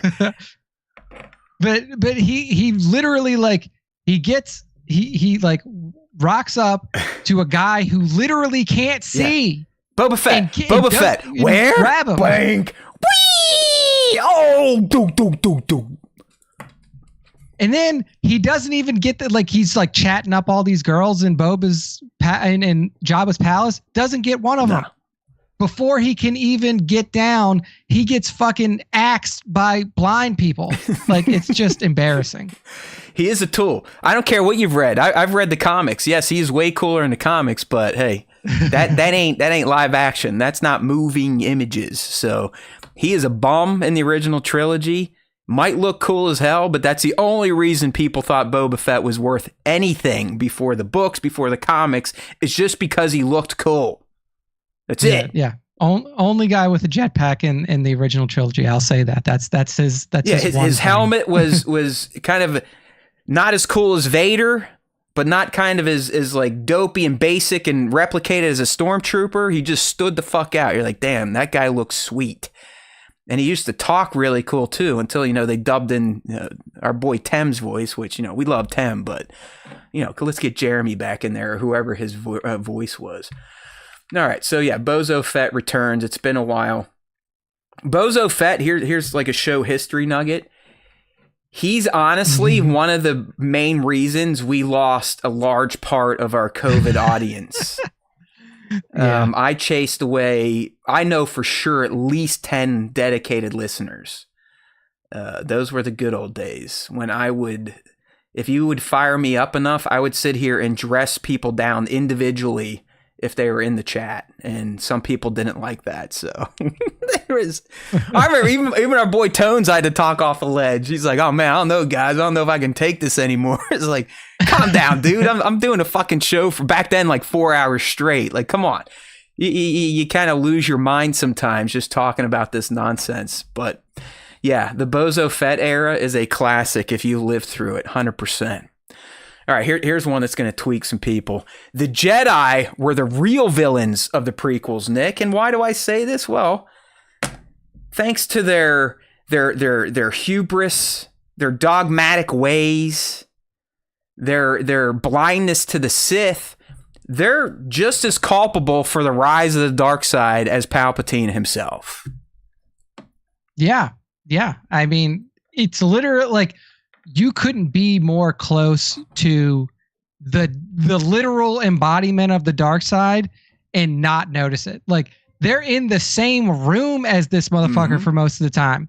Like, you're in the same building as Palpatine, as Darth Sidious, as this dark side master that, like, people kind of feel like they're like, oh, there's like a shroud of darkness around there, but who knows where it could be. not in the same room as me. This guy was just in the bathroom with you in the urinal right next to you. And you didn't even know that he's fucking the Dark Lord of the Sith that's been around for that long. Nobody could tell that the dude immediately took over the Senate, becomes chancellor, and then everything goes to shit. Did nobody notice that on the Jedi Council? I mean, that's why they're even more of the villains. You remember Dooku, thanks to Tales of the Jedi, I mean, years and years before any of this shit was about to happen, she was still just a fucking senator. He's like, hey, Yoda, I'm seeing shit that's not good. There's stuff in the Senate that's not good. Like we're kind of being used for not good shit. We're being sent to this settlement to essentially kill people because the regional governor doesn't like them. Like, hello, and Yoda's like, no, we don't listen to visions. Visions on the dark side. And Dooku's like, all right, I'll put up with it a few more years. And then he's like, screw you guys. You guys are literally shooting yourselves in the foot. The Sith are here. I know they are. I'm talking to one, for Christ's sake. Of all the sensing that Jedi can do, like, oh, I sense this presence, or I sense this presence, all of that shit, they couldn't be like, man, the dark side presence in the Senate chambers, specifically coming from the middle area, seems very weird. Okay, we'll give them that. That's a big Senate chamber. Nick, they were in the goddamn chancellor's office sitting across the table from him. Like, just unbelievably blind. So like, yes, they are. I mean, yeah, they are villainous due to their hubris, their arrogance, their the dogma that they would not leave. You know, it's like, oh no, I mean, Yoda is dogma. All right, Yoda equals Jedi dogma. He is the Jedi dogma. He's the one that fucking brought them all down and allowed the dark side to rise and become more powerful than them with just 2 people. Yeah. 2 people. Insane. So, all right. They are definitely just as culpable for the downfall of the galaxy as Lord Palpatine himself. Indeed. Okay, I think we got one more before the fans. Andor proves that Star Wars doesn't need the Force to be great. Yeah, I mean, look, I don't even think that this is a hot take. I think that this is just true. Like this. Well, Nick, this I will disclose it. Our AI office worker came up with this one. So okay. I'm sorry. So AI, good job stating the clear here. But yeah, I mean, Andor proves that Star Wars doesn't need Force be great. I mean, it's pretty clear. I mean, you know, don't look at viewership numbers for that because that won't tell the story. So this is a hot take, Nick, because this is like down in the tanks with Skeleton Crew, and it had some Force juice. Yeah, so like, you know, don't look at viewership numbers. If you look at a quality score, if they ever gave quality score to Star Wars TV shows, which they never will, because nobody would ever agree on a quality score, I would say that the quality score of Andor would be relatively high. And look, I think that what Andor does well is it gives you the ground view. You know, you really like, even in you know, Attack of the Clones, even in you know, Revenge of the Sith, even through Clone Wars, like, you know, you get ground view, but most of the time you're kind of looking at the galaxy from a top-down view of like how things are perceived by the Jedi, or how things are perceived by those people that are in power and trying to hold on to power. And it was really for the first time that you got to see ground view in certain snippets of Clone Wars. And then obviously in Rebels, and then Andor does that first. That to really, Andor's the first one to really remove the Force users from it and completely. Really show you that yeah, I mean, Andor had 0. It's like it did that part of Star Wars didn't even exist in Andor, so it is kind of different from everything we mentioned. I mean, let's be real. Clone Wars was loaded with the Force. I mean, we had general Jedis jerking around all over the place. So, but you know, Andor's got all sorts of stuff going for it, and we'll see if it can keep it up in season 2. Because instead of, like Nick said, coming from the big players, we are now at the grassroots movement and seeing how that machine, how those cells turned into the Rebel Alliance and their kick-ass insignia that blew up the Death Star, thanks to Cassian and Jyn.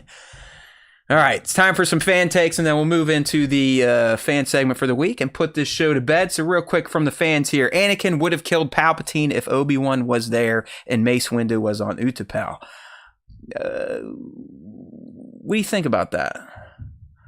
I guess so if Mace Windu went to go kill Grievous and Obi stayed on Coruscant with Anakin, that means Anakin would have came back and told Obi-Wan, like, yo, dude, this shit's fucked. You know, Mace was like, screw you, Skywalker, thanks, but I don't trust you. You stay here. Do you think Obi-Wan would have probably taken Anakin to confront Palpatine? 100%, because Obi-Wan and Anakin were like attached at the fucking hip up until Obi-Wan got dispatched to Utapau on his own. Like these motherfuckers were just tied together. So 100 and like, would Anakin have killed him or still be like, no, Obi, we gotta put him on trial?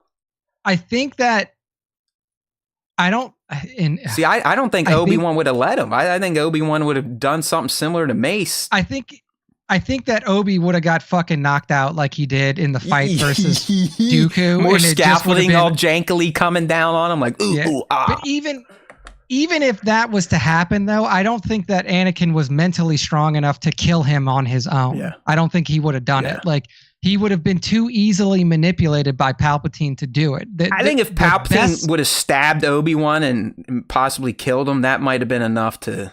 But you're right. I mean, it is Palpatine. He was just kind of sitting there having like a Sunday stroll with these people, trying to enact his end game. Ultimately, the only way that I see this playing out is that if and he would never have done it because Anakin was his aim the whole time. If Palp killed Anakin, Obi-Wan would have killed Palpatine. 100%.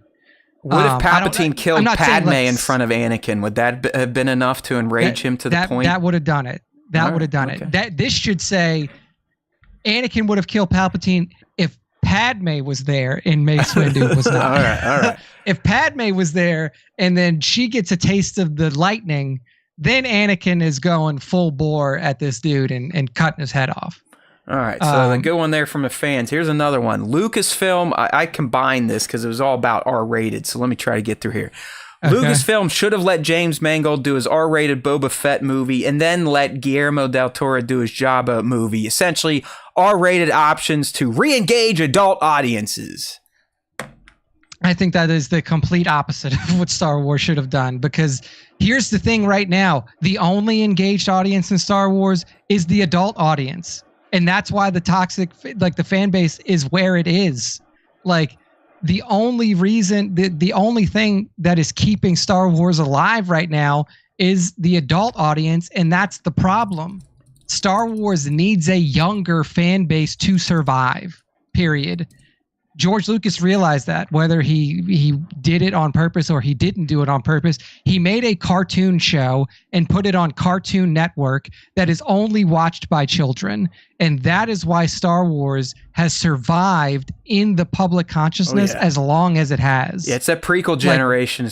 They've aged out at this point. I mean, the prequel generation are in their 30s, right? Yeah, like the prequel generation are the adults now, and they are engaged. Like engagement from adults is not what you need. Yeah. You need to bring children in, because that is what will take your franchise further. Either way, so whoever said this one, you are wrong. Because I am slightly demented and do enjoy violence in my movies, I would like to see an R-rated Star Wars for sure. I mean, I would love to see it. I would love to see an R-rated Star Wars film. But the thing about like re-engaging adult audiences is a complete miss. You are correct. Like, all right. I think we got two more here. The Acolyte was planned poorly. I think the Jedi should have been portrayed more as heroes and not corrupted by anything. So portray the Jedi as they've always been portrayed forever, as the good guys who just get fucked over by the bad guys. Like, just do. You know what? This sounds like it came from your buddy Phil. Because I did keep some from October, so this might be from him. But here's the thing: is like if you continuously if you keep telling the same story over and over and over and over and over and over again, people get fucking tired of it. Like, And if you tell another story about like, hey, guess what, guys? The Jedi are the good guys, and the bad guys are the bad guys. It's like, yeah, we've heard that for the past 40 years. And we know the Jedi are corrupt. Like it's well established, even in the prequel timeline. I mean, how one of their formers becomes Palpatine's second. Two of their formers becomes Palpatine's second. Like, what are you talking about? Yeah, it's like the Jedi, like they're people too. I think a lot of people think the Jedi are like Marvel superheroes.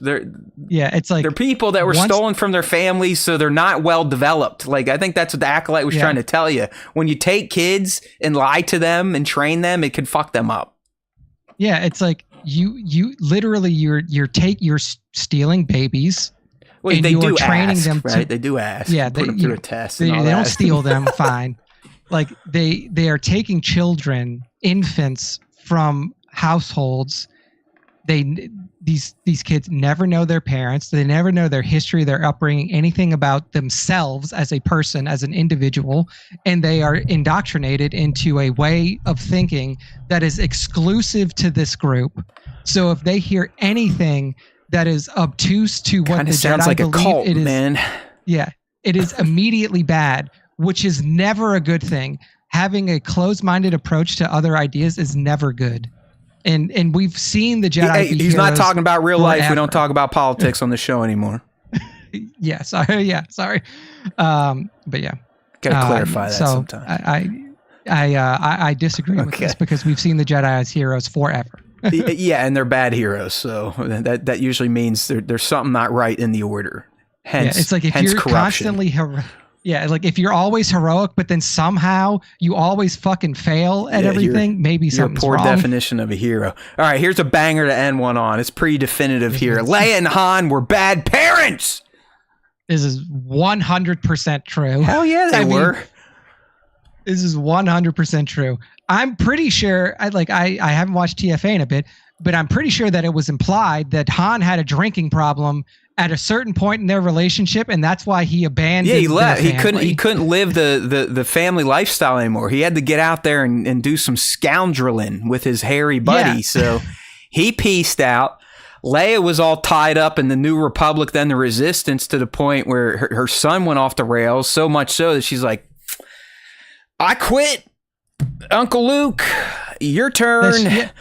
She literally just foisted this kid onto his uncle and is like, you fucking deal Luke, with him. There's some weird shit going on in this boy's head. I can't really tell why, but since you're the one that spent more time with the Force, maybe you can correct this dude that has some very dark, disturbing dreams he's been telling me about. Exactly. So like his own mother's perspective is, man, this kid's fucked up. I definitely shouldn't be the one to try to fix it. It's like, I've tried my hardest. Got to go see Uncle Lukey. I got other shit to do. Like, I love Leia. I love Han. Terrible parents. No. The worst parents. Yeah. Were they this bad in Legends books? Like, where was Han basically just gone, like an absent father? Or? I mean, the Solo twins, like, obviously one of them falls to the dark side, but it wasn't due to a poor upbringing. Yeah, okay. Like Jaina Solo was a paragon of the Jedi Order, sword of the Jedi at the time when that meant something. Like, literally the ideal portrayal of a Jedi in history. Yeah, and it does sound like, from the little bits we know of Kylo's past, that he does kind of blame his family a bit, for the way he is, or he's at least angry about his family, so much so that he's willing to kill his dad and almost popped his mom, but let one of his wingman to do it instead so he could say he didn't take the shot. So yeah, when you're willing to kill your parents, even if it makes you a little sad inside, typically is a result of a poor upbringing. So shame on you, Leia and Han. Where are your priorities? Who needs to save the galaxy when you have to save your son, who in the end became the thing you need to save the galaxy from? Exactly. All right. Well, there you go, my friends. From the fans. There's our latest round of hot takes. Doesn't mean we're done with them for this year, but we're probably going to put them to bed at least for a few more months. Maybe once or twice a year, 3 times a year. You never know. Yeah. It's basically, I want to do these when I don't feel like thinking about shit. All right. So that's why this came up. Yeah. Bango's right. Like, Han really went off the wagon when that moon fell on Chewbacca. Like that was really the. I was going to say, I can't see that, but that's because the stream has crashed out on that side. The stream. I love YouTube, man. It's back. Is it YouTube or is like the signal I send to it so cancerous that it can't handle it for too long? Either way, it doesn't matter.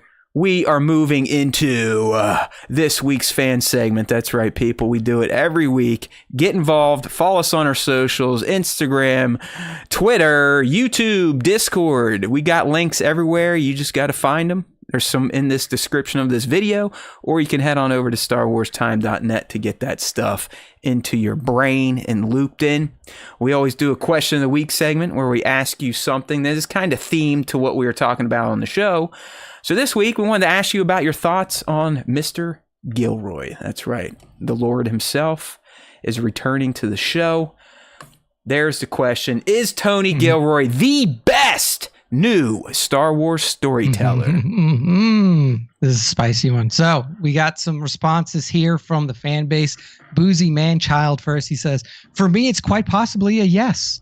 I love season 1 and cannot wait for season 2 of Andor. I can see why the other guys are saying what they are, but for me, Andor works a treat. I like that saying. That's got to be a UK saying. Andor works a treat. Is anyone from the UK still in here? Explain that to us, please. Go ahead, Nick. Our resident Tones UK expert is gone for right now. But yes, moving on. League of Extraordinary Sixthers. She says, Gilroy is a great storyteller for Star Wars as long as the script doesn't involve space wizards. If you notice, none of his work involves Jedi or Sith. I would be interested to see how he could handle that. I mean, I get like he did like 5 minutes of Vader, which was fucking awesome Vader work. But I want to see if he could do proper storytelling with the wizards, as League said.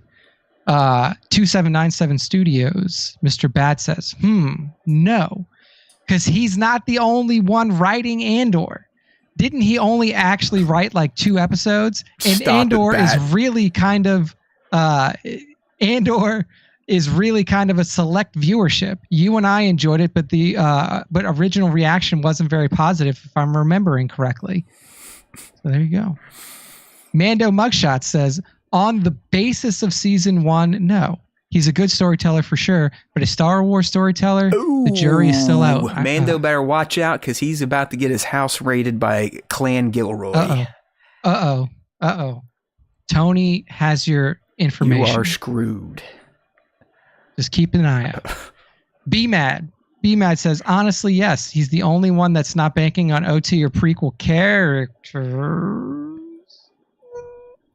All the characters are relatable in Andor to some degree. The world feels lived in, doesn't disrupt canon, and first to do live-action Imperial bank heist. That was pure cinematography bliss.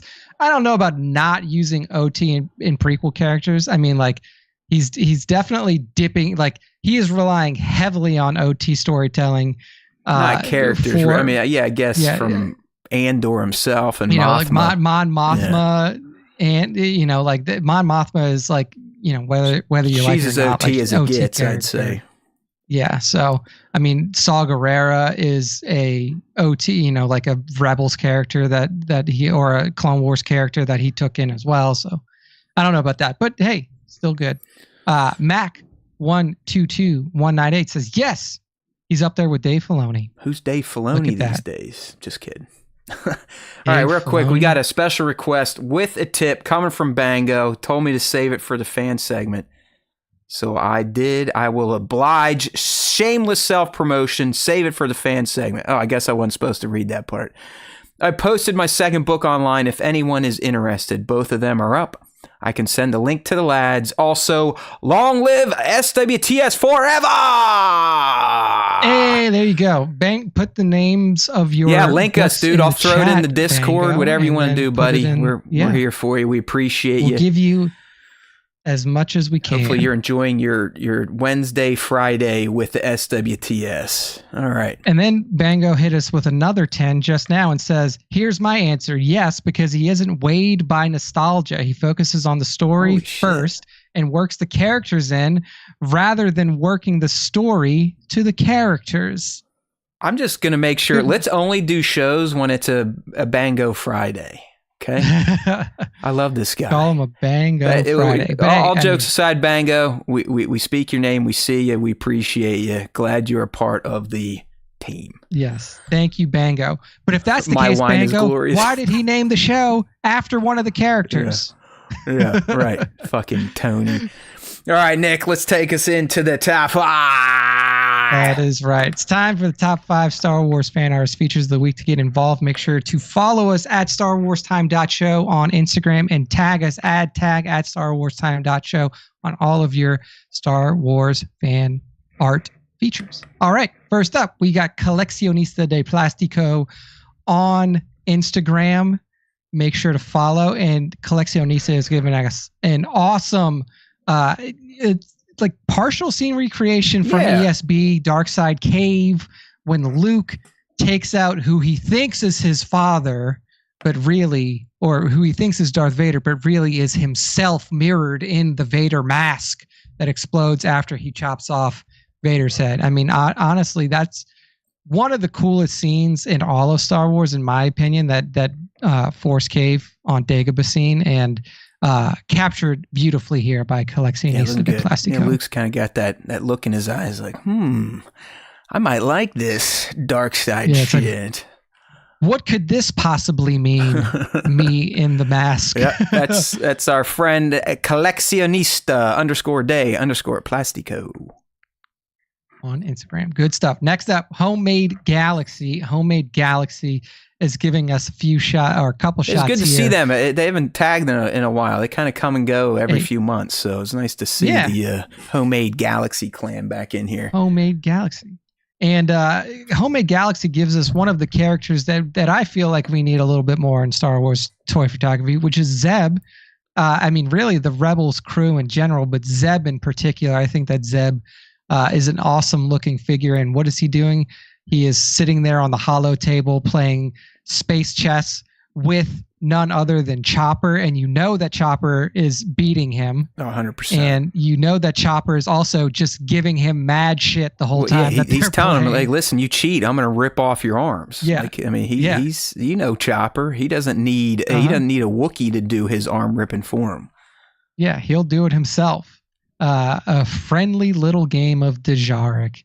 I love it. I love the setup. I like how you got Ezra's helmet there in the background, and you got all those Star Wars. You even got Sabine's helmet cut off there on the side as well. So awesome setup here by Homemade Galaxy. All right. True that. Next up, these are always winners here. Yeah, one of our favorites all the time here. 97 Parsecs Photography on Instagram. Robert Day. A staple in the Star Wars toy photography community and the toy photography community in general, giving us an awesome look at, he said he just got this Mandalorian privateer for Christmas, and he's putting it through his paces here. So you see one of these Mandalorian privateers, one of the Night Owls, perhaps taking on just an entire troop of stormtroopers with no issue. Already got 3 of them that he's incapacitated, elbowing one in the head, and then taking out these last scenes 2 are just shortly. So damn dynamic, man. I mean, 97 is just one of the best in the business. Good stuff. 97 _Parsecs _ photography. Next up, we have Karen Kolsch here. Karen Kolsch is giving us an awesome shot here of OSHA cutting down a tree for International Women's Day. A great woman for today's International Women's Day. The Tree Feller, inspired by the cool guy who cut down trees in my garden. But of course, OSHA can do it much better. Swipe for more. I mean, that this even came to someone's mind to shoot is the beauty of this shot. She put the original, like the picture of the guy cutting down her tree as the last slide, and you could see how she captured that pretty fucking well. Like that's so pretty funny, awesome man. stuff. It's so funny. I love it. And I'm sure that she is following all OSHA regulations. Who knows what Karen is, because it's spelled Karin. So yeah, call him a they at this point in time. Well, She has her listed on her Instagram. Okay. My bad. We'll go with my that. bad. You got there it. we go. You got it. Okay. There we go. So good stuff there from Karen Kolsch, like, giving us OSHA cutting down the tree. It's just like good stuff. It's perfect. Like what? I don't know. Like I'm mesmerized by this. I mean, where do you get the little chainsaw like that? And the posing's great. The mini chainsaw. Getting enough tension to actually look like she is hanging on. I mean, that is a brilliant setup here. Awesome stuff. Karen Kolsch on Instagram. And to close out this week's top 5, we have Visual Horizon Toy Photo giving us another one for International Women's Day. And that is one of our favorite women in Star Wars, Ahsoka herself. We see her in pose here, almost doing like the superhero 3-point stance with her 2 white lightsabers ignited, ready to take on anything in front of her. I love the use of atmosphere there on the ground. The dio that's being used looks awesome. Like in this, someone kick out this head pilot idiot real quick. I will put this user in timeout and then delete all of their messages. Make sure to report them too. If anyone's in the chat, report that person, will you? Yes. Head pilot of MH370. There we go. Yeah. So reported and removed.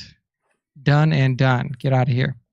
All right. Yeah. And then, I mean, this shot of Ahsoka is just super nice. Love the use of the atmosphere, posing, everything here.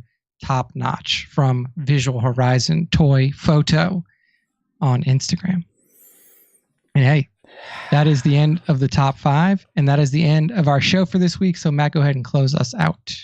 Are you guys proud of me for not popping my top? Like typically that's something that's going to twist my tits enough to where I start yelling, but you can tell not quite in the mindset today. So we'll just let that one ride and just let it remind you that we live on a planet full of scumbags. Okay. But we're not 2 of them. We try to bring some joy, some ridiculousness to you on a weekly basis here. And now you get to see the joy I get to experience on the back end with the people that interact with our content. So I guess let's put this one to bed. Not the note I wanted to end on, but I'm not even going to address what the person was doing because it was straight garbage. Probably a white piece of shit. But we'll leave it at that. All right.